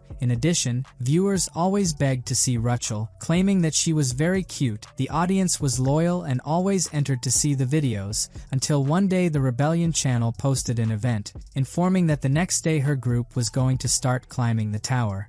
As we saw in the previous video, Class 11 followed Ban's recommendation and all the videos were posted on their channel called Rebellion. The protagonist also recorded his team's entertainment with some games and even some conversations with teacher Yahello. Viewers always begged to see Rachel, claiming that she was too cute. The public was loyal and always came in to see the videos, until one day the Rebellion channel posted an event, informing that the next day his group would start climbing the tower. The next day, the protagonist screams that he can't believe it. The Rebellion channel gained more than 1,000 subscribers in just one day. They celebrate their popularity while teacher Yahello watches them. She praises the class, saying that they were very smart. No student thought of creating entertainment content, and not even she would think about it. Ban is even happier that the first training video has become so popular. Yahello says that this is very good and asks if they are remembering that today is the day to climb the tower. The students kept this information in mind and have already worn comfortable clothes, except for the protagonist, who was still in his school uniform. Rachel suggests wearing something that helps with movement during the battle in the tower. Ban hadn't thought about it because where he lived there were no specific clothes to fight, so he adjusts the tie of his uniform and says he feels comfortable anyway. Yahello says that if everyone is ready they can go. She creates a portal and they are teleported to the tower. The class is quickly recognized by the other students as members of the Rebellion channel. They look surprised at the famous group. Meanwhile, Rachel seems worried about the place. Yahello says that this is the entrance to the tower and has nothing to worry about. The tower has been open for a few hours, but the order of entry is by series. Just wait in line. The protagonist is happy that they are the first to enter. Yahello says it's thanks to their visibility. At that moment, Light's attention is directed to a group of boys and he realizes that the guys are not happy with his presence. Ban says that it must be a group of fans who also subscribe to the channel. Yun says he can see that there is not only a look of admiration here. Someone is exuding a murderous aura. Yun calls Ban's attention and he says he already knows. There are only 4 days left for the duel with the Erect. The hatred that the opponent feels is visible, so Ban knows that to win within that time he needs to reach a level that Erect has never reached. The teacher gathers Class 11 and says that the time has come. She wanted the exploration of the tower to end before the weekend to ensure the safety of each one, so she asks if they know how long they will stay inside. Ban asks if the group has any changes and they answer that the plan is the same. The protagonist holds the robot camera and tells the teacher that Class 11 will spend 2 nights and 3 days. They will return as soon as possible. Yahello wishes everyone good luck and the students are covered with a light. Ban says that his ancestors can hope for his victory. The scene changes to the past. When Yahello gave some instructions to her students, she realized that they were wanting to film inside using the autonomous artifact. Ban intended to record the situation inside the tower. That small robot was also a self-operating camera created following in the footsteps of Eve and Lilith. Rachel is delighted with the little one. Light checked the information in the interface and asked why it is says that the internal structure of the tower changes. Yahello explains that each floor is called a room, and when you clear the room or overcome the traps, the space itself moves the challengers to the next room. This means that the more changes, the farther they are arriving inside the tower. Also, they will not be able to go back to the previous room. Each time a room changes, the monsters that appear are different and stronger. The same goes for traps. Yun was drinking her tea comfortably when something appeared in her mind. She asks what will happen if any of them are murdered inside the tower. This was the doubt of all the students, but they didn't have the courage to ask. Yamaina gives a smile and says that this is a critical question, but they don't have to worry because all the challengers eliminated in certain areas reappear at the entrance of the tower. Light and Ban breathe a sigh of relief. The protagonist asks if they will have to start from the first floor again if that happens. Yamaina replies no, as soon as they enter the tower. The student ID will register the shift, so they can go back where they left off. She shows the pendant and says that this is why this student ID is so important. They should not forget to take it. Light and Ban are confident, while Yun remembers that the teacher said earlier that in some areas of the tower it is impossible for students to be eliminated. She asks if there is any challenging area where students are more likely to be murdered. If this is true, it means that the tower does not guarantee safety. Ban had not thought about it and looks with interest at the teacher waiting for an answer. Yamaina is forced to praise Yun's cleverness. She informs that there are indeed areas and situations that will put their lives at risk. It is impossible to return to life if they are eliminated in these places. The scene changes to the current moment. Class 11 has already started to climb the tower. The first monster is called Claw Sister. It is a kind of slime that devours all the challengers' equipment. Light divides several in half with his sword. Yun attacks on the other side with magic. Meanwhile, the protagonist tries to apply the same strategy he used in other dimensions, but for some reason he can't extract the concept from that place. Yun asks if everything is okay and Ban replies that he just lost concentration. She remembers that he asked for time to find out something and asks if he succeeded. The protagonist replies that he was trying to extract this flame, but it didn't work. Yun says that it would be good if he could extract the concept from the tower. Ban asks her not to try to guess her abilities in advance. At that moment, a giant slime appears behind Yun, about to consume her. The girl did not notice the presence and needed the protagonist's help not to be devoured. A current flies and destroys the monster. Yun recognizes in seconds that that chain is Eve. The slimes are defeated in seconds. She didn't know how the snake would act on the battlefield and is happy with her performance. The protagonist says that it can be noisy and Yun says that it can't be louder than that. At that moment, Ruchel attacks the enemy with his claws, causing destruction throughout the area. Yun managed to find a noise bigger than Eve's. She says that the basic of the battle is to hide and avoid detecting the enemy, but no one is obeying. Ban defends Ruchel, saying that her fighting style is completely instinctive. Ruchel and Light continue to attack the monsters while Yun complains about the noise. A few minutes later, Light warns that room 1 was cleaned and it was very easy. Suddenly Yun feels a dark energy building up and warns them not to let their guard down. Light asks if she sensed the presence of an elite monster, and she replies that maybe. The boy then asks for help from Ban. The protagonist quickly activates the infinite reading eyes and says he waited a long time for it. He looks around and shouts Ruchel's name, saying that the obelisk is up front. Without thinking twice, she uses her claws to destroy the stone wall. A cloud of dust comes out of the collision. Light is impressed. Ruchel knocked down the obelisk before the elite monster could fully materialize. At that moment, Ruchel takes the monster's enhancement core. The protagonist thinks this attitude is suspicious and tries to talk to her. Ruchel's hair color changes, causing fear in Ban. The girl looks at him with innocent eyes while holding the core. Ban asks why his hair color has darkened. The girl is silent. He realizes that Ruchel used the heart furnace. It's a burning ability, emotions as fuel to gain power. The protagonist thinks that the scarier Ruchel looks, the more her hair will change color. At that moment, the girl approaches and asks if she looked like a monster. Ban smiles and says no, she seemed quite trustworthy. Ruchel is not sure if she can continue. Yun enters the conversation and asks why she is so worried about losing control. If this happens, everything will be fine because she will be murdered before she even causes any damage. Ruchel begins to tremble in fear. The protagonist finds it funny but tries to calm the situation. He says that Yun cannot do that because they will have to go back to the beginning of the tower. Yun replies that if Ruchel loses control, the three of them will be forced to go alone. She thinks it would be better if only the protagonist accompanied her in the exploration. Light feels rejected and Ban doesn't want to leave Ruchel out. He tells her that he will find a solution to this. Abandoning her is not an option. The girl is happy hearing this and grabs her hand. The protagonist is embarrassed and says that he is only doing the job of leader of the group. Yun complains that Ban is too kind and Light tries to calm the situation. At that moment a portal appears and they are teleported to room 2. Light doesn't feel much difference from the previous room because here there is also moss and weeds. Ban analyzes the core of the elite monster that Ruchel eliminated. The demon's stats were even good, without thinking twice. The protagonist copies the concept of statistics and applies it to himself. Ban imbued fusion in his sword and also fed Eve. The snake's strength suddenly increased. Yun sneaks up to praise. The protagonist yells saying that she shouldn't approach like that. Yun suggests that he train his senses more so as not to be scared around. Light interferes in the fight and warns them to be careful. The monsters in room 2 are about to appear, so it's best to take the situation more seriously. At that moment Light can't even finish speaking because he's attacked by a red mist. Luckily, Yun's senses are fast and she uses magic to cut the attack in half. The monster is an evil spirit that targets the magic of humans. Light says not to let your guard down. Yun suggests letting Ban take care of all the combats in room 2. Light and Ruchel are against it because it is too dangerous. For Yun it is a great idea, since the protagonist has a duel next week and this would serve to improve his skills. The girl manages to leave Ban unanswered. He stretches and says he will take care of it. Light tries to stop his friend saying that it is too dangerous, but Ban replies that Yun is right. It would be a waste for the three of them to wear themselves out while he just watches. Ruchel and Light accept the protagonist's decision, but Light makes it clear that he will interfere if there is a problem. Ban thanks him, then calls the black-eyed girl and says that he will use energy, then expects her to help later. The girl smiles and says that she is sure he will stay alive even if he tries too hard. At that moment the protagonist raises his hand forward and calls Eve. The snake turns into a weapon and starts shooting at the entity. The evil spirit tries to resist the attack. Meanwhile Light is enchanted with the weapon and wonders if it is a piece of equipment from the protagonist's world. It seems too powerful because the speed that destroys the monsters is superior to the sword attack. Light does not understand how the protagonist has it because only soldiers from his country could be armed like this. He's sure that those metal bullets could handle second-rate assassins and even first-rate assassins. Yun is also surprised. She deals very well with martial arts, but she feels that the protagonist's attack equals her skills. The negative part for Ban is that he doesn't have much perception, then he can be caught off guard by an attack in a blind spot. Yun was right because at that moment the evil spirit appears on the protagonist's back. Light and Ruchel run into his direction screaming his name. Ban notices the attack in time and takes his sword. The quick cut ends the evil spirit. Ruchel is relieved as Light asks where this sword came from. Ban's new artifact is a long sword with the best stats that could exist in that tower. Light has never seen the protagonist fight with a sword and praises the way he handles. Ban replies that it's not as good as Light and Yun. The black-eyed girl is happy hearing this. The protagonist goes back to destroy the clones left by the evil entity. Eve keeps shooting. Ban uses the sword to divide the spirit into several parts. The duo finally clears the second room. The protagonist hopes that this was the last. Eve binds the last spirit with the chain, and the protagonist decides to rest a little. The monster gains a few more minutes of life, because if it is eliminated now another room will appear. But the challengers want time to think better about how they will act. Yun notices by the remains of the last clones that Ban is already using the skills he gained in the previous room. She also realizes by the way the protagonist fights that he has not lived a life involved in battles. This arouses her curiosity even more because Ban is evolving very quickly, so Yun tries in every way to find out what skills he has. Meanwhile Light and Ruchel praise Ban's control during the fight. Yun says that his performance was good. The protagonist is surprised because he didn't expect to be congratulated by the girl. Yun says that he wielded the sword much better than other fools. Light realizes that this insult is for him and starts yelling at the girl. They both fight and the protagonist takes the opportunity to take a drink from his inventory. He starts drinking while saying that his group really is amazing and didn't rest even at break time. At that moment the three look at him without understanding where he got this soda from. Yun accuses him of drinking it all by himself, and the protagonist defends himself by saying that these things also sold outside, so anyone could have bought it. Light uses a scary look to say that they are now thirsty. Ban returns the drink to the inventory and says that it should only be used when the one who cleaned the room is tired. Yun opens a smile and says that he can leave room 3 with her. The protagonist is against it and the girl says that she wants to try that drink he brought. Light decides to go to the next room before another fight breaks out between them. The last evil spirit is eliminated and a portal appears under the challenger's feet. Ban closes his eyes and checks his internal stats. It's much better than he thought. It's now about average for a Union Academy student. Swordsmanship techniques improved when he picked up the sword in room 2. The protagonist decides that what he has to do now is improve his swordsmanship more and more because he will face erect in the next training. Maybe increasing the level of martial arts is enough to defeat the enemy. Although erect is much higher than him, Ban comes to the conclusion that he cannot close the gap between his level and erecto, so what you can do is count on Yun's help. It is more important to nurture the skills you already have than to create others. When it comes to growing in martial arts, there is only one person who can help you. At that moment, the protagonist mentally asks Yun to help him. The boy does not know how to ask her for this. Yun is one of the best when it comes to martial arts, and that's why the protagonist feels intimidated to ask her for something. He comes to the conclusion that he won't be able to do it, and now he thinks of a second alternative. Ban is so lost in his thoughts that he doesn't hear the voice calling his name. Light starts screaming as loud as he can and the protagonist finally wakes up. The friend starts telling him to get out of it. Ban looks around and realizes that he is falling. He despairs and asks where the floor is. Rachel also screams as he falls. This time a part of the floor of the third room is made of spearhead. Ban calls Eve and manages to use the chains to hold Rachel before she falls on top of the blades. The protagonist is also held by his artifact. He realizes that the trap was created exactly at the point of fall and feels a familiar sensation. At that moment Yun tells him to be careful. The protagonist looks surprised at the girl who is upside down on the ceiling. Yun says again that he will be hit if he continues in this position. Suddenly Ban hears a blade noise. The walls of room 3 open and spears fly towards him. The protagonist wonders what he is going to do. He doesn't want to let Rachel fall down there. The girl starts screaming. In the same second Ban calls for the 2 artifacts. The chain holds Rachel and Ban takes her in his arms. Lilith appears. The protagonist apologizes for shaking the girl too much. Rachel replies that everything is fine. Suddenly another noise comes out of the walls. Again the arrows are sent. Light counters the first attacks with an axe, then jumps and swings the sword cutting the spears. The boy is also using his wing artifact. He doesn't understand why he found such a dangerous trap in room 3. Yamina had said that the traps wouldn't appear until room 20. Surely something went wrong. The difficulty suddenly increased. At that moment his attention is drawn to Ban. Light wonders where the protagonist got another artifact from. Meanwhile Lilith advances at full speed to change the direction of the attack, but Ban realizes that he is not working and thinks of another alternative. Rachel takes the opportunity to hug him tighter. The protagonist is taken by surprise and blushes. The arrows continue traveling and one hits Lilith. Ban decides to do some maneuvers to get out of the vision of the attack. He manages to gain time and Light approaches praising his new artifact. The protagonist soon asks what these wings are. The friend replies that he has a question to ask first. He asks if this thing is also from his world. Referring to Lilith, the protagonist replies that it is a floating bicycle, then notices the disappearance of the 4th member of the group and asks where she is there. Light replies that it's been a long time since he's seen Yun and assumes that she's already fallen into some trap. Ban doubts that she's been caught so easily. In fact, Yun is attracting all the arrows in an opposite direction. Light asks again when he thinks this attack will end. The protagonist read in a manual that there is a time for challengers to resist and pass the level, but he doesn't know the exact duration or how it works, so he asks Light to investigate one side while he looks at the other. The two separate and the room opens new walls to attack. Ban tries to identify the pattern of activation of the traps when he realizes that all the arrows are aiming at Light. The blonde boy was the first to move, then the protagonist notices the pattern of the trap. He was the first target along with Rachel because they both moved recklessly. Ban starts calling himself stupid while the girl notices the arrow on Lilith. The protagonist pulls the arrow that managed to hurt his artifact and says that he needs to tell everyone to stop unnecessary movements immediately. At that moment the arrow in his hand begins to disappear. Ban is surprised, wondering if he was able to read the concept of this thing. It's strange because in the first room it didn't work. The boy tries to find a reason when suddenly something comes to his mind and he decides to test if it really is a coincidence. Ban takes the sword that was on the ground and as soon as he touches the sword it also disappears. The concept found is decapitation. The protagonist was right to read the concept, however the concept that appeared now is completely different from what he thought. Suddenly Rachel draws his attention to Light, who was caught by surprise by a giant giant wave. The blonde boy manages to escape from the water and blames himself for letting his guard down. He imagined that only swords and arrows came out of the traps. At that moment Light felt his vision starting to blurry and assumed that there was something mixed in the water. The roof opens and more arrows are pointed in his direction. This time, Light knows he won't be able to answer the next trap, so he leans on his sword waiting for the worst to happen. The protagonist quickly leaves Rachel behind and advances with Lilith towards Light. Rachel was left alone because Ban was going to risk everything to test if his idea was right. He apologized and said he couldn't drag her into it. Rachel accepted and hoped he would be fine. The protagonist touches the water and activates the concept of acid and wave. A golden light comes out of his hands and he says that he already understood why the concept absorbed earlier was decapitation and not sword. While Ban tests his idea, Yun finally returns to the center of the room. At that moment she sees the protagonist at an absurd speed and breathing fire wherever she goes. The goal is to get to Light. The protagonist considers that touching any substance at the moment it manifests determines the concept that can be found. That's how he found the concept of decapitation in the sword. At that moment a rain of sharp arrows fall on Light. The protagonist screams that he will deal with it. He activates his infinite reading eyes and Light sees a light appear under his body. The guy recognizes that he is the protagonist and is afraid of him being hit by the arrows too. Ban focuses on the concept and raises his hand forward, trying to read the intention of the projectiles. His reading portals are quickly pierced by the trap. Lilith and Ban get closer and closer to the trap, leaving Light scared. The protagonist tries to absorb most of the evil energy that has in the projectiles to break their shape, and they lose their objective. Several swords and spears begin to disappear. Ban holds all energy in his hand and the next moment an explosion happens. It was exactly as he planned. Rachel feels the pieces of the projectiles disappear and celebrates, happily realizing that the protagonist succeeded. Ban finally lands on the ground with Lilith after the attack was interrupted. Light runs towards him asking if he is okay. The boy takes a deep breath and says that it was too close. He holds the orb in his hands with all the power left from the projectiles. Light is surprised that he has directly interfered in the trap and asks if it is a new skill. Suddenly the conversation is interrupted by another attack. This time it is so fast that the boys have no time to escape. Thanks to the girls the attack is stopped. Yun and Rachel jump on them to defend them from the arrows. Yun scolds the protagonist for continuing with this reckless habit. She said that he will get into serious trouble if he doesn't stop it. Ban awkwardly thanks the girls for their help. Yun tells Light that he kept getting into so many problems and even lost focus again. A portal appears under the feet of the challengers and Rachel is relieved that this was the last trap. Meanwhile Yun and Light start a new fight. Deep down Ban finds it funny the way they always have a disagreement. For the same reason in cursing, he is happy because in the end the group helps each other when it is at risk. It is proof that the team is working well together. Yun confesses that she was waiting for the right moment to act. Light and Ban are surprised. The girl then reveals that she only did it because she wanted them both to be indebted to her. So she leaves. Of course she will charge in the future. Ban saw that his feeling of camaraderie was just an illusion. Before a new fight they were teleported to room 4. This time the ceiling is lower. The protagonist is glad that at least they will not be attacked from above as before. While the group talks, a dark mist forms behind them. Ban notices and quickly uses his gun to shoot that thing. However, nothing happens to the enemy. Light screams that they are spiders from the tower, a unique monster that appears in any room of the tower regardless of level. The protagonist realizes that they are good because they perfectly dodged Eve. Attack. Light puts the sword in front of his body and says that it seems that in this case a weapon is not effective enough. The spiders in the tower are random and there is no way to predict what their weak point is, so he asks Yun to help this time. The girl replies that she will take care of it. The protagonist gets angry because he did not expect that such strong monsters would appear in room 4. Yun orders them to stand behind her and tells Ban to watch closely because it will show him what he is looking for. The black-eyed girl casts a spell on her hand and sends a blast of energy to the spiders. Opponents are consumed and thrown. Some screams are heard and Ban looks surprised at the blast of energy. Yun's attack was stronger than Eve's bullets and left most of the spiders knocked out. The protagonist appreciates the skill and Yun says he will leave the rest to him. After all, he doesn't want to take all the credit. Ban asks Light to protect his back and Rachel to watch the ceiling in case something happens. Then he approaches the spiders with the sword in his hands. The protagonist understands that Yun let him finish off the enemy because he knows that he wants to recover the concept. In the end, she doesn't seem to be such an individualistic person. Ban performs the first attack, leaving Light and Rachel worried. The opponent is so strong that the protagonist cannot lower the sword over his body. Suddenly the spider's eyes turn red and it tries to attack. Ban retreats and then picks up forward momentum, hitting the the enemy in the head, Light and Rachel are relieved. On the other hand, the protagonist considers that attacking and retreating is not the best option because more spiders are appearing. Suddenly he remembers something and calls himself an idiot for having forgotten it. Ban takes out of his pocket the orb he took from room 3 and says that now is the perfect time to use it. The orb with the level 20 slash ability is imbued into the sword. The artifact evolved immediately after it had perfect compatibility with the user. The longsword had a significant increase in its stats. Now the protagonist carries the most powerful artifact to destroy those spiders. This time just one cut is enough to defeat the enemies. Light can't hide his surprised face. Yun just watches in silence. Meanwhile, the protagonist seems to notice something strange. He thought the cut would come out cleaner. Light notices the spiders accumulating and calls Rachel for help. Yun is almost sure that for a brief moment the protagonist has imbued something into his sword, since now he can cut through enemies that he couldn't touch before. The power of Ban's sword is overwhelming, and he also seems to have improved his swordsmanship. His skills have been improved without relying solely on his power. All of this was noticed by Yun. With her considerable duels, she understood that normally, when someone strengthens their weapon or gets a powerful sword, it ends up swinging like an idiot. Unlike Ban, who adapted quickly, the girl thinks that if it continues like this he will achieve the true essence of cutting on his own. She didn't want to interfere in that sequence, but felt that it was a waste to use that amazing sword with weak spiders. Yun became known as the greatest prodigy in the martial world after overcoming the 3 calamities, but now she thinks she is stupid for standing in front of someone whose talent makes her past seem pathetic. Deep down, Yun doesn't feel like stopping the protagonist, so she makes the decision to make it her own. Suddenly Ban feels a bad energy on her back and looks from one side to the other looking for the enemy. Light asks what happened and Ban replies that he felt some goosebumps. Yun stays behind as if he had nothing to do with it. The protagonist asks if she won't use the energy blast again, and the girl replies that he's better acting alone. Then Ban says that she won't get that drink. Light finishes the last monsters and says relieved that the place has finally been cleaned. Meanwhile, Yun and Ban fight over the soda. Suddenly everyone is interrupted by an external message that arrives in the system. Yun asks because something like this has arrived now. The 3 challengers stay together while Rachel looks at 2 portals that appear in front of her. Light seems incredulous at the message asking everyone to leave the tower. The protagonist fears that something has gone wrong to make this sudden request. Yun says that the message came directly from the director and adds that he doesn't have a good feeling, but he doesn't intend to leave the room until someone explains the reason for this message. Suddenly Rachel squeaks and Ban looks back scared. The portal is finally noticed and they see the amount of spider. Now Yun realizes the reason for the director's emergency message. The challengers have no choice but to retreat. Yun takes the teleportation pendant and they have the bad news. The student card is simply not working. Ban yells that they are imprisoned and Light remembers something that Professor Yamina said about a phenomenon where even students can be murdered permanently. At that moment the spiders begin to emerge from the portal. Light and Rachel are the first to advance in the middle of the deadly battalion. Ban does not believe that the teacher's prediction is coming true. Yamina said that there would be a high probability of dimensional pirates invading. The protagonist did not know what dimensional pirates were and she summarized by saying that it was an invader. The problem is that his abnormal invasion causes an irregular phenomenon. This means that if an irregular phenomenon happens, the academy cannot guarantee the safety of the students. All the rules inside the tower are distorted and areas that were safe become dangerous. The number of monsters multiplies uncontrollably and thousands of other problems appear. That's why Yamina asked them to keep in mind that if this happens the academy can't interfere. Getting stuck in an irregular phenomenon is the worst thing that can happen to a challenger. Unfortunately, the teacher's words turned out to be real. At this moment the group faces great difficulties to get out of that tower alive. The alternative they find now is to escape to a larger space. They are chased by the spiders and Light warns that he does not know how long they will continue to come. Rachel and Yun see that the spiders have already entered the same room as him. There are so many that Yun says that these things seem endless. She raises her hand and launches a blast of energy. Lightning strikes opponents and they are thrown. Light prepares the sword and asks the girl to continue the attack. The protagonist notes with interest that dozens of spiders have already been murdered by Yun's hands. Light is also making an effort. Certainly the two will be quite worn out if they act alone. At that moment Rachel uses his claws to attack the spiders. Her hair is already almost all consumed by black. The protagonist knows that Rachel avoids talking about it, but if her hair changes completely it will be a nightmare scenario. scenario, Ban wonders what the worst case is. Her thoughts are interrupted by Yun. She refers to Ruchel as Beast and says that the girl is losing control, but they can't reject Ruchel's help because it's getting more and more dangerous. Ban takes the soda out of the inventory and tells her to drink. He tells Yun to rest while he goes to hold those things. The girl can't hide her happiness at receiving that drink, but she asks if the protagonist is sure he can handle it. He laughs at this question and then takes the pin out of the grenade. Ban tells her to look carefully and throws the explosive at the invaders. Ruchel and Light stop for a moment. The grenade glows during the air raid. After an explosion takes over the place, Ruchel and Light are forced to retreat. Light asks what this power is and the protagonist replies that he tried hard to create this thing. He asks his friend to rest a little because now he is going to attack with Ruchel. Since the girl seems to still have a lot of energy, Ban decided to leave Ruchel because she is too unpredictable to trust. In addition, it is necessary for Yun to rest because more monsters may appear and she is essential. The protagonist advances towards the spiders with Lilith. Suddenly the system interface appears, notifying that the bloodthirsty poison of the executioner's longsword has increased to 15. Ban is surprised because he had done nothing with the sword. The system adds that he vaguely understood the concept of cutting and the depth of the cut has reached level 2. At that moment the blade of the sword turns red. The protagonist does not know how strong this bloodthirsty poison is, but decides to test it. He handles the sword from side to side, cutting the invaders. Ban is impressed by the trajectory of the sword. Now it seems to reach much further. The protagonist continues the attack while thinking about what just happened to his sword. He assumes that the bloodthirsty poison extends the range and distance of the attack. The negative part is that the sword consumes a lot of red liquid from the protagonist. He realizes that he can't use it often. Light soon asks what strange aura is emanating from the sword. Ban changes the subject, asking where Ruchel is. He is informed that the girl is exterminating some monsters. Maybe it's better to help her. The protagonist tries to stop Light from going, but he replies that he's already rested enough and can help. In addition, it seems that the battalion of spiders has decreased. Yun agrees that the flow of monsters has stopped. Light says that normally when a monstrous wave stops, it's because he lost the battle or something stronger is about to appear. Ruchel continues the attack until she realizes that there is no longer any spider. She stops for a moment and another portal forms. This time the boss spider appears. The protagonist gets angry because the teacher said that monsters like this only appear in room 50. Yun asks if he still hasn't realized that everything went wrong. The protagonist walks towards the boss and is held by Light. Ban asks him to focus on the elite that is ahead, but the boy says that he doesn't just have a high-level monster to deal with. The protagonist asks what he is talking about, and when he turns around he notices another boss spider behind them. Now they are surrounded by 2 elite monsters. Light despairs while Yun drinks his drink quietly. The protagonist realizes too late that Ruchel has lost control. The girl attacks the monster head-on with her claws. Light worries and Ban says that maybe it's better then. Asks his friend to accompany Ruchel on the front line. While he and Yun go to attack the other monster, Light agrees and runs towards Ruchel. Ban holds the sword wondering what he will do. He thinks that to start shooting down the big monsters it will be necessary to use bloodthirsty poison. Ban can't come to any decision and Yun realizes, so she says that he knows he can't win, but he still refuses to ask for help. The girl gets very close to the protagonist's face and says that he's very proud. Ban is embarrassed by the approach. She returns the drink and says that it is not bad, then pulls the sword and says that she will want more of this, even if the cost is high. Yun faces the monster. Ban is surprised that she is unsheathing the sword. Normally she can do everything with her bare hands, so he doesn't understand why to use a sword now. He assumes that the girl is trying to teach something. Yun says that he just doesn't want to get his hands dirty, so he shouldn't be fooled. Ban is embarrassed by the misunderstanding. The truth is that the protagonist was right. Yun tells himself that he hopes a single move is enough for him to understand. Lightning comes from the sword and she asks Ban to watch carefully. The protagonist couldn't focus on the girl because he heard a familiar noise. He looks towards the second spider and realizes that Light is going through trouble. Ruchel has really lost control and is preventing Light from defeating the monster. The girl pushes the blade with her claws. Light ends up falling and Ruchel turns her attention to the monster. She looks completely out of control. The protagonist sadly realizes that everything has become a mess. Yun calls his attention and asks if he's not paying attention to her. Ban tries to tell her what's going on and the girl interrupts him. She says that everything will be fine if he focuses on her. At that moment Yun lowers the sword and the enemy is split in half. It only took a single swing of the sword down, a simple move performed by the martial arts prodigy girl. The protagonist felt that the swing of that sword could divide the world. Yun finishes the attack and Ban's system appears, displaying his achievements. The protagonist instantly understood advanced techniques techniques and his power control increased. Thanks to the skill, he managed to understand a part of a very powerful and complex martial concept. Now the depth of his soul has reached 390 and martial arts has reached 97. The protagonist realizes that Yun is so powerful that just a glimpse of her martial art was enough to increase her stats. The system doesn't stop notifying. Her swordsmanship has also taken a big jump in points. The protagonist assumes that Yun has enhanced this attack. The concept he learned is too deadly to bear. Ban wonders how a person can infuse something so murderous into his sword. The protagonist gets lost in his thoughts, and Yun tries to talk to him. Suddenly she gets close to his face and asks if the boy was able to see it carefully. The protagonist gets scared and she asks what happened. Ban scolds her again for getting so close when he is distracted. Yun changes the subject and hands the spider core to him. The protagonist finds it suspicious for the girl to give it to him since she was the one who defeated the monster. Yun replies that it is a reward and advises him to accept. Suddenly Light yells for the two to stop flirting and come help him. They must hurry up because Rachel is going crazy. The girl just climbed on top of the spider. The protagonist didn't think she would lose control like that after her hair turned dark. Yun says that Light looks completely useless. The poor boy got caught in the spider's web. She says that the best thing is to leave Light there and wait for Rachel to finish him off. The protagonist says that only one person can stop Rachel. He looks at Yun and expects her to do something, but the black-eyed girl replies that she has already done her part in the work. Ban knows how to make her change her mind and says that they are in the middle of an irregular phenomenon. This means that if any of them are eliminated, there is no way to guess what will happen to the rest of the team. Yun realizes that he is right. The girl begins to stretch and says that she will keep that beast entertained while they deal with the spider. The protagonist celebrates that his plan worked, but his mood soon changes when he realizes that he will have to defeat the spider. Yun casts a spell near Rachel's face to get his attention and then says that he wants to have a lot of fun with her. Rachel is enraged after almost being hit and jumps towards Yun. The black-eyed girl laughs that he managed to get her attention. Rachel destroys the ground after his landing and tries to hit his claws on Yun. The attacks were unsuccessful and the martial artist knocks Rachel to the ground. The girl screams in pain and the ground below forms a hole with the impact. Yun stands in front of her, asks if she's still full of energy. Rachel is getting angrier and angrier hearing the girl refer to her as a beast. The protagonist realizes that things are getting tense. Yun yells that it's not time to be distracted. Ban agrees with her and looks at her own problem ahead. He doesn't know exactly how to overcome this. Yun asks if Ban correctly saw his first attack and he asks what she wants to say. Suddenly the spider tries to hit him. The protagonist retreats in time and Light asks if everything is okay. Until that moment the spider was already well injured, but still had the energy to fight. The protagonist tells himself that he can't lose to an injured monster. Eve appears from the portal in the form of a chain and traps all of the monster's paws. Light asks how he tied the spider. Yun hears this and turns to see what's going on. Rachel realizes the distraction. Meanwhile Ban takes advantage of the fact that his legs are immobilized to add bloodthirsty poison to the sword. The blade takes on another color. The protagonist handles the attack within his range. Light wonders if this will work. Yun thinks the attack is too low. To eliminate it has to be above the head. Ban realizes too late that the range is too short. In addition, the bloodthirsty poison was not activated correctly. The sword has some flaws. At that moment, Eve's chain begins to give way and one of the legs escapes. The protagonist realizes that he has no choice but to use both cutting and bloodthirsty poison skills at the same time. Suddenly the spider attacks and a flash of light appears in the middle of the collision. Yun looks afraid of the worst having happened and Light screams the name of the scared protagonist. The thick dust dissipates slowly. Ban manages to reduce the impact by protecting himself with the sword. He falls to the ground. Holding his arm, the protagonist thought he would not resist the moment the spider attacked and changed the angle of the blade. If he had received that damage head-on, both the blade and his arm would have been broken. The protagonist does not know how he managed to act so quickly. It seemed that that fraction of a second stretched for an eternity. He soon remembers the attack that Yun asked him to pay attention to. The system notifies that he has mastered the concept of flooding by dodging the enemy's attack. He realizes that it was that blow of Yun that influenced his swordsmanship. The boy leans on his sword to get up. Ban didn't understand that she wanted to awaken a hidden skill in her martial arts. He thought that Yun was just teaching him a move out of kindness. Thinking about it, the protagonist decides that he will reproduce his attack. He positions the sword in front of his body and says he will try again. The spider uses his legs for a new attack. Ban soon moves the sword sideways. Light watches curiously and has a familiar feeling of this movement with the training of yesteryear, where martial artists redirect the enemy's attack to the side to stop a damage. If everything goes well, it can even open up an opportunity for a counterattack. This technique is not used much because most people are hit even before getting the counterattack. Light fears that Ban is one of those people, so he hopes that everything goes as the boy planned, even if he has never wielded a sword before. At that moment, Ban notices a retreat from the enemy side, then lowers the blade with all the pressure forward, then moves towards the side of the spider and uses the sword to redirect his paw. He continues making the same movement until he gets space. Meanwhile, Rachel continues the fight with Yun. The girl prepares her claws. The black-eyed girl easily dodges the attack and puts her foot down for her to fall. Rachel stays on the ground and Yun turns her attention to the protagonist. She realizes that Ban is using the essence of flow instead of the technique she taught. Essence of flow is a martial art created in the central planes to deflect the opponent's force. Most artists don't use it because it has a high chance of going wrong. At that moment, Ban manages to hit one of the spider's legs. Yun admires the effort and risk he is going through. Anyone in his place would be using simpler techniques. Yun has always dealt with more domineering techniques, but now she finds it very interesting to observe what Ban is using. Suddenly, Rachel squeaks, calling her attention. Yun realizes that the girl has finally calmed down. Meanwhile, Light continues to ask for help to get him out of that web. Yun ignores the requests and looks at the protagonist, thinking that he will not win if he continues like that. She waits for Ban to deflect the opponent's force and counterattack with equal force. At that moment, the protagonist picks up momentum and swings the sword at the enemy, then combines two skills. The blade displays a golden light. The protagonist jumps above the spider's head and lowers the sword with all his strength. Light opens his mouth in shock and Yun celebrates. The opponent is cut in half. Ban sits on the floor tired. The system praises him for synthesizing the internal concept with the external concept and creating a stronger concept. The protagonist breathes a sigh of relief, telling himself that he succeeded. His stats have increased. Suddenly, the protagonist is taken out of his thoughts by a voice asking for help. Light reminds him that he is still in prison. Yun says that he can take care of the beast. Ban replies that they want a lot from someone who just took down an elite monster. Light apologizes for asking too much. On the other hand, Yun complains about Rachel's resistance and says that he would rather be tied up with that idiot. The blonde boy feels offended. The protagonist says it's a great idea and calls Eve. The snake materializes in his arm and he asks to absorb the concept of the spider web that tied Light. The next moment, Eve absorbs the orb and turns into a chain. Now the protagonist picks up Eve and throws it at Rachel. The girl is arrested and tries to resist, but it's no use because the chains are reinforced with magic. In addition, the chains will get more stuck if he tries to escape. Rachel continues to resist and ends up in an uncomfortable position. At that moment, Ban thinks indecent things looking at the girl. Light covers his friend's eyes while saying that he shouldn't look at it. The protagonist asks if it's okay for him to see this and Light changes the subject because he was very embarrassed. Yun realizes that the room has not changed even after the monsters were defeated. Fortunately, the chains were efficient in calming Rachel. The protagonist warns everyone that the student ID card is back in operation. It is better to take the opportunity to get out of here. Everyone agrees when suddenly a voice speaks to them. A frightening energy begins to accumulate and the voice asks if it was these children who passed the test. The four challengers are paralyzed, feeling the pressure exerted by the energy. The voice says that she came to leave the reward. The energy transforms into a woman and she says that she will give the group the opportunity to make a contract with an observer of 10,000 eyes. Meanwhile, outside the tower, Yamina waits for her students anxiously. Suddenly, a teleportation portal appears in front of her and the challengers leave. Several stones are thrown with the impact. The protagonist tries to understand if everyone is okay and Light asks where they are. Yun says that this is the entrance to the tower. Yamina goes to them and checks if they are without injuries or sequelae. The teacher is very worried. The protagonist reassures her, saying that everyone is fine. They are observed by other students who recognize the group that owns the rebellion channel. Yamina confesses that she was worried because no one left with the evacuation notice. She asks if something happened inside. The protagonist looks at the group and they are silent. Ban doesn't want to say what Rachel did and asks the teacher to go to another room first. A few minutes later, the challengers arrive at a place to talk privately with Yamina. Ban tells them that Class 11 was caught in an irregular situation conversation after entering room 4. He doesn't understand how it happened right at the beginning of the tower, so he asks if there was something outside. Yamina gives the sad news that a student unfortunately was eliminated by an outside intruder. The group widens its eyes in disbelief at what it heard. The teacher says that the academy is taking care of the situation, but the challengers of the same team have not yet overcome what happened. The irregular phenomenon was exactly due to this event. From the beginning, the pirate dimension was targeting new students. If the students lose their student card as soon as they are murdered, they will not be able to be resurrected and will be trapped in the tower forever. Ban asks what happened to the invader. Yamina replies that they escaped. Yun finally joins the conversation and says that this seems to have been planned. There are many invaders trying to climb the Tower of Babel. For intruders, it is the perfect opportunity to do this when the new students are entering the tower, so they can assassinate the talented new students who pass the Academy's esteemed entrance exam. They damage the prestige of the Academy and gain qualification as climbers. Maybe this is the reason for the invaders to take the student card. It is proof that the Academy has failed. Yun adds that on the other hand, the Academy will make an excuse saying that enduring these intruders is just another ordeal that freshmen must overcome, dodging responsibility. Yamina is saddened by Yun's words, but the girl does not change her statements. For her, the Academy no longer makes sense. There are invaders who blatantly invade the tower that is the very essence of the Academy, and the Academy cannot prevent its own students from being murdered. The girl adds that now the claim of being the best Academy among all dimensions seems ridiculous. Her teammates prefer not to interfere because deep down they agree that Yun is not wrong. Yamina tries to say that the girl is misunderstanding. She defends that the academic union always protects its students, but from the moment they enter the tower, the responsibility ceases to be the Academy. They also can't prevent the invader from entering. Yun can't deal with this answer. She thinks that once again the Academy is shirking responsibility. The girl takes her student ID out of her pocket and says she won't stay here. The teacher tries to stop Yun from leaving, and even so the girl teleports. The protagonist tells Yamina that she needs to understand Yun. Something unpleasant happened inside the tower. The teacher asks him to say exactly what happened. Ban doesn't know how to say it and starts stuttering, explaining that something appeared before they left. Yamina asks what it was. Light and Rachel are still silent and trembling with fear when remembering the situation. The protagonist says that they have found the constellation. The constellations are transcendental bosses that observe numerous dimensions, and when they find someone they form a contract. These transcendental beings exert influence in that dimension. They give powerful magic and special abilities, as well as artifacts, but they demand a lot in return. Even so, there are few who refuse. The offers of the constellations are undeniably attractive. Yamina is surprised, and the protagonist assures that the observer of all the sites used a strange voice to talk to them. He promised power in exchange for the fulfillment of their orders. Suddenly Yamina screams that this is amazing. Ban does not understand the reason for the joy. The teacher says that it is very lucky coming into contact with a constellator on the first day in the tower means that her talents have been recognized. Unlike Professor Yamina, Class 11 doesn't seem happy about it at all. The protagonist asks what the Academy's position is in relation to contracts with constellations. She replies that the school usually encourages you to take advantage of the opportunity. The tower is the place where the interest in constellations is most concentrated. The teacher keeps saying that this is good news. On the other hand, the protagonist just thinks that it is unbelievable that a place like the Academy has no defense against intruders. Suddenly the teacher interrupts his thoughts and asks what exactly the observer of all the sites ordered. Ban replies that it was murder. Mood quickly changes and the teacher thinks it is a joke, but he understands that Ban wouldn't do something like that. Ban says that the contract was basically for them to commit murders against each other. The last one standing would sign the contract. That's the reason for Light and Rachel being silent all this time. The constellation said that they were children of surprising potential, then promised to grant any wish for the two that bring the heads of the other two teammates, Yun and Ban, were the people that the constellation wanted to sign a contract with. She insisted that she would help pass all the floors. Countless promises were made thinking that one of the challengers would accept. Giving up a friend's head in exchange for power was the most lunatic thing the protagonist had ever heard. At that moment Yun stepped forward. Ban quickly called his name and the girl said she wanted to be alone. Her eyes shone brightly in the direction of the constellation. The protagonist tells all this to the teacher. Yamina is surprised by the girl's courage. Ban replies that Yun used all his energy to drive away the constellation, that superior being just wanted to use them as a toy. The protagonist asks how the situation of the tower will be. Yamina replies that the Academy will monitor the roof of the tower on the weekend to catch the intruder, so they can't enter again this week. The protagonist hoped to gain experience during these days to fight with with erect on Tuesday, but now he has been barred from climbing the tower. Anyway, he has no choice but to train alone. The protagonist soon remembers something and materializes his recording artifact. He says he is thinking of reporting what happened in the tower in a report along with the records he captured. The teacher says he can do this and says she wants to get together with the other members of the team to watch together. The protagonist thinks it's not a good idea. The other members are not happy with the school management in abandoning them inside the tower at the risk of their lives, so they don't want contact with anyone from the academy's disciplinary committee. In addition, everyone is physically and psychologically exhausted. Yamina says that she understands and will strive to make sure that nothing like this happens again next week, so she hopes that none of them think badly of the gym. Light says that they need to go rest now. Yamina tries to say goodbye, but Ruchel and Light teleport before she finishes speaking. The protagonist is about to do the same when he is interrupted. Yamina remembers that the Constellator wanted to contract with 2 members of Class 11. She questions if the Constellation specifically asked Ban and Yun to eliminate Ruchel and Light. The protagonist has a reality check when he remembers that this was the request. He realizes that the observer was not just trying to pit them against each other. The divine being didn't want Ruchel and Light to reach the top of the tower. He even referred to them as useless burdens. While referring to the protagonist and Yun as beloved children, the Constellation ensured that they would become the best climbers because he could see the radiant talent of the two. But for that to happen, Yun and Ban needed to finish off Ruchel and Light. A few minutes later, the protagonist returned to the dorm room. Light was sitting on the couch hugging his knees. Ban comments that this position seems uncomfortable and says that he can't even imagine Ruchel doing something like that. Light doesn't react to the joke and asks if the protagonist is trying to provoke him by saying that he is unmasculine. Ban assures that he never thought of something like that. Light says he knows. In fact, he just wanted to vent. Light refers to himself as trash and says that it's not even worth insulting someone like him. The protagonist didn't expect to find the guy so depressed. Suddenly Light says he hates the protagonist. Ban replies that he hates him too. The protagonist decided to say the same thing as his friend to break the mood a little, but it didn't help and he asks Light to be direct about what he's feeling. Ban doesn't mind hearing it even if it's just a complaint. Light starts the outburst by telling that he was one of the greatest talents in the world he was in. It may seem like an exaggeration, but it is not. His family and everyone admired his techniques. The king entrusted him with the sacred sword. Everyone was sure that he could obtain the power of the Tower of Babel and would become the final guardian of his dimension. Thanks to the support, Light came to the academy full of expectations. But everything changed when he heard that Observer treat him as a useless burden. The protagonist thinks that the words of that thing should not be taken seriously. Light replies that Ban only thinks so because he was chosen, but he is just a spectator of the two who were chosen by a divine being. These transcendental beings are much stronger and more knowledgeable than humans, so he asks how Yun and the protagonist could so easily reject their offers. Ban realizes Light's frustration. The fact that he refused is because he finds this type of proposal absurd. He is not willing to get stronger by eliminating his comrades. Light still thinks that the protagonist only thinks so because he has overwhelming power, but he probably wouldn't have been able to reject as firmly as Ban or Yun. Light would hesitate to eliminate his friends, but is not sure if he would keep that choice. So now he feels resentful and cannot forgive himself. A little later that night, the protagonist finishes taking a shower and realizes that Light has gone to sleep, so he heads to bed. At that moment, Light calls his name and apologizes for whining like that. He only acted that way out of jealousy. The protagonist smiles hearing Light apologize for taking out his frustration on a friend. He takes some hot chocolate and leaves it on the table, then says goodbye saying that he will go out for a while. Light thanks him and the protagonist leaves the room. He feels that Light has changed a lot since the first time they met. At that moment, Yun is passing through the hallway when she sees the protagonist. She takes the opportunity to get close to his face once again and says that now she doesn't need to invade his room. Ban jumps back in fright and asks what she's doing in the boys' dorm. Yun makes a sign of silence and says that it's not a problem if no one finds out. Ban tries to resist and is dragged to a safer place. They both sit on a bench between the male and female dormitory. Yun asks how the burden is. Light would have freaked out if she heard what he is being called. The protagonist scolds her for talking like that, but Yun says it's the truth. For her, Light is nothing more than a pathetic person without talent or adaptability. Ban replies that he doesn't agree. Light is skilled in swordsmanship and also has many other skills. Yun thinks that the guy depends on the sword, his keen combat instinct, and his special skills come from the sword. sword. Without this he will be no different from a useless fool. The protagonist is thoughtful with Yun's harsh words. The girl does not stop saying that Light is a good-for-nothing who paralyzes at crucial moments. Ban is tired of this conversation, but Yun says that maybe it doesn't make sense to stay together. Everything will be lost if one day Light loses courage and spirit. Ruchel is also going down the same depressing path. If it continues like this, there is no more group. Ban doesn't understand if Yun wants to insult them or is worried. Anyway, the protagonist decides to be sincere and says that she is not very different from Ruchel and Light. The girl looks surprised as Ban says that she has been acting strangely since she met the divine being. She even treated the teacher badly. Yun is embarrassed because she didn't imagine that his accusations would turn against her. She asks if Ban discovered this using his skills, and he replies that he doesn't need to. The boy takes hot chocolate from the inventory and asks if everything is okay with her. Yun accepts the hot chocolate as if she were receiving the most amazing gift in the world. She is happy to know that he cared, but clarifies that she only acted that way because she was very angry. Ban asks what made her angry. Yun says it's about that 10,000-eyed observer. She asks if the protagonist shares the same thought and reveals that she thought about discarding Light and Ruchel because she feels that they don't help at all. Ban says she never thought of something like this and asks what nonsense she's talking about. The girl confesses that she would have had a different attitude if she had been moved by the idea of taking only the capable with her. She wouldn't have been able to murder her companions, but she would have let them be eliminated indirectly through negligence. She asks if the protagonist is angry that she thinks about doing it. Ban questions if she would do it, and the girl says yes. The protagonist then calls her an idiot. Yun wanted him to take his deepest thoughts seriously, but realizes that he does not intend to abandon Light and Ruchel, so she asks if the protagonist thinks they both have talent, and he replies that he does. Light wields sword incredibly well. The only problem is that he trusts all his potential in the sacred sword and can't keep up with the situation empty-handed. At that moment, Light is in the room drinking the hot chocolate that the protagonist left for him. Ban also thinks that Ruchel is incomparable, that physical ability and potential she possesses is incredible. The only problem is that she still can't handle the inner emotions, but the protagonist is sure that they can fix their problems on their own. When that day comes, their talent will far surpass anything Yun can imagine. Yun can't help but be happy to see the protagonist excited like this. Then she says she'll trust him. Ban cracks a smile on his face and asks if the girl will help Ruchel and Light. Yun replies that if those two don't overcome their struggles and evolve, she'll take out all her frustration on Ban. The protagonist wasn't expecting that. Yun smiles as she leaves him alone and says that he must work hard if he doesn't want to be punished. Ban tries to understand if he heard correctly, but Yun jumps over the wall and says she will meet him tomorrow. The protagonist could not sleep without a threat from the girl. The next day arrives and Class 11 gathers in the training hall. The protagonist watches with fear because this time Light and Yun seem fiercer. Suddenly the blonde boy is thrown away. He calls the protagonist, who quickly approaches. Light starts crying, asking why the protagonist said he would teach him something and brought him here to take all the blows. Suddenly Yun yells that this is to train his body. It is natural that it is this way. The girl adds that Light does not learn just by observing once as the protagonist, so he must stop whining and stand up. Light says that he wants to use the sword and Yun replies that he will not do that. The first step is to learn to fight without using the sword. Light screams, asking how she dares to take the sword from a swordsman. Yun asks if he intends to give up on life if one day he meets an enemy and is without a sword. The boy replies that he does not, and she encourages him to learn hand-to-hand combat. The protagonist tries to calm his friend. He says he is only doing it to help his growth. Then he asks Light to trust at least once in fighting without a sword. His friend finally agrees. He trusts the protagonist and thinks that the boy would do nothing to harm him. Light gets up excited to start over. The next moment Yun's foot hits his face and she says that he should not leave openings. The protagonist was also taken by surprise by the agility of the attack. Yun continues the sequence of kicks while saying that Light must fix his posture and block the attack. The guy uses his hands to defend himself and feels that everything is too fast to counterattack. Yun asks where his combat instincts are. Ban finally realizes that Yun was not wrong when he said that Light would not know how to fight without the sword. Normally with his strength he could even defeat Erecto, but now he is acting as if he were a novice in hand-to-hand combat. His skills seem to have been expelled. The protagonist wonders if he was blind for not noticing his friend's difficulty. Yun concentrates his punches at face level and taunts Light, saying that he is completely useless without a sword. Light replies that this is not true. Yun says that if he thought like that he would not be looking for the sword all the time instead of focusing on the opponent. Light is so angry that a golden light escapes from his body. Yun looks without understanding what is happening. At that moment the boy tries to attack her, Rachel, and Ban stare at Light frightened by his transformation. Rachel asks if this is his true form. Simply the guy has turned into a girl. The protagonist asks if it's some suppressed power that escaped. Yun is angry in the look. Light's uniform starts to glow brightly and suddenly he falls to the ground. The protagonist runs towards him and Yun stops him, saying that everything is fine, it's not something they can solve. Light goes back to his masculine form and his uniform looks destroyed. The girl with black eyes asks if he knows what the problem is. Light replies yes and says she doesn't want to continue like this, then asks if Yun can continue training him. The girl replies that first she needs to apologize because she misjudged him. Light replies that he doesn't need to, but Yun says that initially thought he was a clueless idiot, but in fact he is an idiot carrying a bomb on his back. Light was tricked into thinking that at least once in his life he would not be insulted. He yells that he doesn't like Yun. Meanwhile Rachel asks the protagonist what they should do. The girl hears no answer and realizes that Ban is motionless. It turns out that his infinite reading ability showed that Light possessed Holy Spirit and Demonic Spirit. The protagonist does not know how such opposite concepts can coexist in one body. Perhaps this was the cause of the explosion. He decides to talk to Light later in the dormitory, then turns to Rachel and apologizes for not hearing his call. The girl replies that it's okay and says she wants to train too. Ban is afraid because of the last experience. Rachel asks for help. She is sure she has the means to contain her power, so she needs to learn how to do it. The protagonist feels intimidated and takes distance. He didn't want the girl to make an effort because the event yesterday was traumatic enough, but he decides to train her on his own and hands her a wooden sword. The protagonist says that it doesn't need to be as intense as Light, just make light movements and gradually increase the intensity. Rachel replies that he understands, but the protagonist is again lost in his thoughts. Before coming to this dimension, he dreamed of going to college. The boy never imagined that his college life would be as chaotic as it is, but he needs to confess that now he is happier. At that moment Rachel doesn't even seem to know how to hold a sword. The protagonist tells her to run up and the girl got it wrong. It took the form of the beast and charged towards him. 5 minutes was enough for Rachel to lose control. The protagonist had to rely on Eve's help. Moments later Rachel's hair returns to normal and Ban celebrates that she is back. She asks how many times this has happened. The protagonist replies that it was more than 10 times and he is very tired. Rachel cries and apologizes. Ban strokes her hair and says it's okay. He prepared in advance in case this happened, so she doesn't have to feel bad. Rachel feels a sinister aura and when she looks at Yun, she screams scared as Yun asks why the protagonist is calmly talking to the beast instead of training her. The girl carries Light by the foot and seems jealous of Ban. Rachel says that the protagonist was helping because he cared about her. Yun accuses the girl of having ulterior motives and says that she shouldn't train with wandering thoughts with her opponent. It's good to forget about it the next time you enter the room. Rachel is silent. The protagonist realizes that the girl always loses her excitement when she talks to Yun. He also doesn't understand how determined she was to train after making so much physical effort yesterday. Anyway, the important thing is that the girl is striving to improve. The protagonist says that he is right and Yun watches carefully what the boy is going to say. Ban says that she received approval to leave the island for a moment and this time she can take a person with him. Yun is sure that she will be chosen and says that it is great because she is tired of staying here. Ban looks at Rachel and asks if she wants to go with him, breaking Yun's expectations. Even Light was surprised, but the protagonist said he wanted a date with Rachel. The next day arrives. Ban waits for Rachel in a store. He is in connection with Yun and Light. The girl told him not to stay late on the street. Light cried saying that the protagonist preferred to take a girl instead of his roommate. At that moment a voice calls Ban. Rachel says that he tried on the clothes he asked for. She asks how she is. The girl confesses that she has never worn something so short and is embarrassed. The protagonist avoids saying exactly what he is thinking because they are indecent thoughts, so he raises his finger saying that the clothes are good. Yun realizes what is happening and starts insulting Ban, while Light prefers to leave the call before he sees something he can't. A few minutes later Rachel looks delighted at the city that exists outside the academy. The protagonist says that it is really stunning and adds that now they are going to another department store. Ban walked ahead and did not realize that there were many people in the district. Rachel ended up losing sight of his friend and soon became desperate. The protagonist goes back and touches her hand asking if something happened. He apologizes for forgetting that she never came here before and ending up leaving her behind. Rachel replies that it's no problem. Ban is embarrassed to say that they need to hold hands so they don't get lost in this crowd. The girl agrees shyly. After that they do some shopping and go to some stores. Both are easily mistaken for a couple, since they are walking hand in hand all the time. They have fun and decide to end the day eating at a restaurant. The protagonist asks if it's okay for her because he heard that the meats in this place are made of monsters. Rachel replies that she likes it. She tries the food and says that it is very good. The protagonist agrees that it is better than he thought. Rachel has been eating his favorite dish since he joined the gym. She tells herself that it is thanks to Ban. The protagonist realizes that she has stopped for a moment and asks if something went wrong. Rachel replies no. In fact, she is very happy to be invited by him. The girl says that today she received several beautiful gifts and is even eating her favorite dish, but she feels that she cannot repay all this. Rachel thinks that she does not deserve to have so much fun because she does not believe that she can control her abilities. She cannot hide that she is insecure. The protagonist has an idea and asks her to look at the orb in her hand. The emotions she is feeling are in her hand. Rachel interrupts the explanation to say that he can't see any orb. Ban decides to summarize it with words. He says that before the girl was very angry and he could feel her negative emotions, but now she is fine and her emotions have changed. Maybe the solution is to create pleasant environments for her. Rachel asks if the protagonist can use the ability to see her concerns. Ban answers yes and crushes the orb, destroying the girl's bad emotions. Rachel is scared and the protagonist promises once again that he will solve her problems. So he wants the girl to enjoy today without thinking about reciprocating anything. Rachel finally feels good. Ban apologizes if it seemed oppressive and she says he wasn't. Then the girl says shyly that she wants to get closer to Ban like her. The protagonist asks who Rachel is talking about. She says she's talking about Yun. The two seem very close. Ban disagrees with that. He says that Yun attacks him whenever he can. Rachel says that Yun scares everyone with his way, but he seems to like the protagonist a lot. Ban doesn't think that's it. In fact, he's afraid whenever Yun touches a sword. Rachel starts laughing and Ban asks what's funny. She says she's relieved now because she thought he was a god who feared nothing. Rachel approaches Ban's face and says that now he feels he can try harder. Then he starts to pull him by the hand saying that he's going to buy clothes for him too. Our protagonist is happy to see that she has returned to normal. The girl starts running while he takes the bags. Night comes and the scene changes to the academy's meeting room. Yamina asks Ban's artifact to wait a little longer because it's almost over. At that moment someone complains about the videos recorded by the protagonist. The guy asks who allowed something like this to happen in the tower. The teacher with glasses says that precious information is being spread recklessly and suggests stopping him. Someone says that from the beginning they shouldn't have carelessly accepted someone from such a low dimension. At that moment the meeting conductor calls Yamina and says that the autonomous behavior of that student went too far. She must know that this is clearly a violation of the authority of the academy, then asks how the teacher intends to take responsibility. Yamina looks at the recordings and feigns surprise to see that Ban recorded the inside of the tower. The truth is that she thought that the protagonist would not be able to do something like this, since external artifacts normally do not work inside the tower because they are overloaded and break due to the strong magic emitted by the place. But he did something surprising and may not even know it. We can say that that small camera robot did most of the work. Yamina didn't wait for the protagonist to make a tool that works inside the tower, but that's not all. He also publicly posted this video on the channel. Ban's idea was to make Rebellion become famous and gain the favor of the students of the academy. Yamina tried to make him change his mind by saying that he could spread the information about the tower that everyone worked hard to get, but Ban replied that it was okay to do that because other people would also report their experiences with the other students. He also said that he would hide the information about the constellation. Yamina tried to change his decision by talking about the unpleasant reality of the academy, but the protagonist chose to post the video anyway, even knowing that there would be big repercussions. The teacher warned that this incident could bring big and small changes. The protagonist stood firm and asked her to trust her group. Yamina was a little shy with her courage. She advises the boy to avoid accidents even if he feels safe. Now the teacher was being intimidated by her student's attitude, but deep down she was sure that the creation of the protagonist could result in something immense that transcends the gap between dimensions. The teacher asks if she plans to take responsibility. Yamina decides to support her student, then says that filming and posting the tower video is a personal matter for each challenger. She sees no problem with this attitude, and adds that she doesn't know what responsibility Professor Canton is talking about. The man laughs and says that this statement makes it seem like she cares about that student. The leader of the artifact creation department department named Liriana joins the conversation. She asks who this guy is and Yamaina replies that he is an ordinary student. The Professor Ryu in charge of Aura's combat studies says that he can't believe it's an ordinary student. The information from the tower should only be for the academy. So it's clearly a violation of the academy's authority. Yamaina disagrees because the only reason why no one has filmed the tower so far is simply because they didn't have the artifacts for it. It would be important for everyone to collaborate and try to learn a little of her skills. Kantoni asks her to explain about technology and skills so that everyone can understand. Liriana interferes because she knows that the teacher is losing control. She says that she spent 200 years working on an artifact that could be used in the tower and came to the conclusion that it is impossible, especially precision equipment for filming. Her research showed that no artifact could withstand the mana waves emitted by the tower. Yamaina interrupts her and says that Ban managed to do it. Liriana says that it doesn't make sense the student from a low dimension without mana to do something like that. At that moment she notices the small robot and prepares the gloves to study the artifact that filmed the video of the tower. Liriana says she will disassemble it and find out what kind of technology the protagonist used to do it. Yamaina protects the small robot and says that she only brought him here because they asked to see her student's artifact, but he can't let anyone touch him. The teachers start accusing Yamaina of not wanting to cooperate. Suddenly someone asks them to keep quiet. The vice president of the academy named Xenon says that things can be resolved without scandal. Everyone obeys and is silent. Xenon turns to Liriana and thanks her for the research and effort invested over almost 200 years. The woman is embarrassed by the vice president's words. Xenon asks if she thinks Ban is special and Liriana replies yes. While they talk, the artifact is still recovering from the threat it suffered just now. Canton asks what the vice president is thinking. Xenon replies that the protagonist is the only one in the world recognized by the tower. The other teachers disagree because Ban joined a short time ago and comes from a low dimension. Even if this is the opinion of the vice president, they think this statement is reckless. Xenon replies that he has a reason to think that. Then he asks Yamaina to share something from the video so that the teachers understand. Yamaina is confused. The vice president says that maybe she doesn't know either, so he will tell everyone. The man speaks loudly that Ban and his classmates from class 11 are the only ones who were chosen by the constellation. The teachers are stunned by the news. It is unbelievable that a rookie was chosen after climbing the tower only once. Yamaina asks the vice president not to speak carelessly. Xenon questions if Ban and the other students made a contract with the constellation. The teacher does not know why the man is going so far and denies that her student has made any agreement. Xenon assumes that it must have been difficult to express himself in front of the divine constellation. In this case, it is better to make class 11 watch his lecture. The teachers comment that this is absurd. There is no reason to benefit these students who did not sign a contract with the constellation. The vice president says that he does not care if they closed an agreement or not. What matters is that they have been chosen by the constellation. Surely other constellations will be interested in them after this contract has been refused. That is why he is willing to guide the students chosen by the constellation. He asks if the teachers have any objections. Certainly no one is against it. The vice president ends by saying that regarding the case of filming, no teacher can prevent something like this from students. Questions and personal requests will be allowed. Yamaina is sad. She knows that this meeting, what the vice president wants to do with the protagonist, is not for the best in the class. They are just instructions from the president. Xenon says that any teacher who tries to intimidate the protagonist will be expelled. After that, he says goodbye to everyone, wishing them a great weekend, and teleports. Yamaina didn't expect that the protagonist would be able to get to the president so quickly. Suddenly the teacher is taken out of her thoughts by an unexpected invitation. Kantoni asks if she wants to have a drink at the bar to toast her student's success. The little robot doesn't like the idea at all. Yamaina simply teleports without responding to the invitation. The teachers make themselves available to accompany Kantoni. The next day, Ban was stopped in the middle of the cafeteria by other students. They were interested in the protagonist's talent. There were so many questions that Ban felt suffocated. Some girls even asked him out on a date. Yun watches the scene from afar and asks why there is a crowd around Ban. Light asks if she remembers the channel they created. They surpassed 2 million subscribers after posting posting the tower video, it can be said that at this point it would be more difficult to find someone at the gym who has not seen the channel. Yun does not seem very happy with the approach of the girls and the protagonist, but he understands the interest of the students because he knows that Ban's skills are really remarkable. Rachel is silent. The protagonist finally meets with his friends and says that this Monday morning is very different. Light says that it must be good to be famous. The protagonist replies that the channel belongs to them too, so if they find any fans they have to be kind. Light agrees. Suddenly someone asks out loud if this noise is because of manipulated images. These delinquents are the same ones who harassed Rachel earlier. The blue-haired boy says that only low-dimensional people like that channel. He also thinks that the video is manipulated because there is no spider of that size. The horn guy says that tomorrow all these lies will be exposed. Light asks what is tomorrow, and the protagonist replies that it is the day he will fight against that arrogant erect call. It seems that those who are doubting the video are looking forward to the fight, probably because they want to see him get crushed. Rachel and Light are worried. Yun asks if he is confident to respond in the best possible way to the support of those who like the channel. Ban smiles and says yes, he will strive for tomorrow to be the best event. The next day arrives and the opponents are ready. The teacher warns that the duel will be broadcast live on the official channel of the school. If you agree, just sign the document. The interface appears in front of both and they agree. The rules of the duel are simple. If someone is seriously injured or surrenders, the duel ends. Attacking vital points is forbidden, but the injuries are at your own risk. The protagonist realizes that he can be incapacitated in this fight. Erect calls him and asks if he is ready. He senses that Ban may be afraid and says that the boy can surrender if something happens. The protagonist looks surprised. Then Erect says that he will accept his surrender if he crawls and barks like a dog. Ban widens his eyes without understanding anything. Meanwhile, new spectators begin to arrive in the arena. The unpleasant duo from before already expects the defeat of the protagonist. Ordema is also in the stands and his attention is directed to Yun. The black-eyed girl asks Light how the reaction is. He says that the live spectators have exceeded 10,000, but most are cursing Ban. Rachel says it's unfair and Yun replies that it was to be expected. That's why Ban has to win. Many people are watching and at best he can surprise everyone. Now there's no choice but to prove that he has talent. Meanwhile, the protagonist is wondering if he heard it right. To him, this phrase of crawling and barking like a dog sounds like it was from a third-rate novel. At that moment, Ban tells Erectus that his words had an effect. Now he will show his potential. The opponent laughs and says that he is acting very calmly. The protagonist turns his back, saying that he can act calmly. He takes the sword out of the inventory and says that Erect can figure it out on his own. The stone guy yells at Professor June to quickly declare the start of the duel because he wants to break this guy into pieces. The teacher starts the fight between the student of Class 1 and the student of Class 11. Erect prepares his fist to crush the protagonist. That student is so big that his steps destroy the arena. The protagonist stands motionless looking at the enemy's fist approaching his face. Erecto is clearly confident because of his size, but Ban knows he can use agility to his advantage. At that moment, the protagonist slides back and jumps towards Erecto's face. He believes that the opponent will not be able to stand out if he is too slow. Erecto is hit in the face with the sword and falls backwards. Ban lands gracefully on the ground. The night after the day that Rachel and the protagonist went on a date, Class 11 got together to talk about the method that Ban would use to face that stone. The protagonist thought of some techniques, but before using it there was a lot of trial and error. Yun advised to use that technique of deflecting the opponent's attack and counterattacking. If you do that, you can say that you totally master the reverse method. She picks up a branch saying that she will attack with different speeds and different shapes, so Ban needs to fight at least once. The protagonist remembers the training he received and tells himself that Erecto is totally different from Yun. The stone guy almost couldn't even touch him. Ban followed the plane and hit the stone man's face, but before hitting infused the sword with wave energy. It was a great attack because that rock-hard body seems to transmit the energy of the waves well. At that moment, Erect trembles in anger and screams, asking how he dares to touch his body. body. The protagonist faces the opponent and asks if he can stop whining and act like a man. Ban manages to provoke Erecto. The guy tries to hit him with that stone hand, but the protagonist dodges. Erecto is being consumed by rage and refers to Ban as a low-dimensional mongrel, asking how he dares to despise him like this. Ban realizes that he really annoyed the opponent. Erect energizes his hand with force magic and says he will finish him off. The protagonist manages to dodge that attack. He thought that Erect would try a different method after being hit for the first time, but acting like this is even better for Ban. Erect continues the attack in the same way without any countermeasure. At that moment, the protagonist makes an aerial attack with the sword. He lands on the ground after several precise blows to Erecto's hand. The enemy screams in pain as he feels his arm unraveling.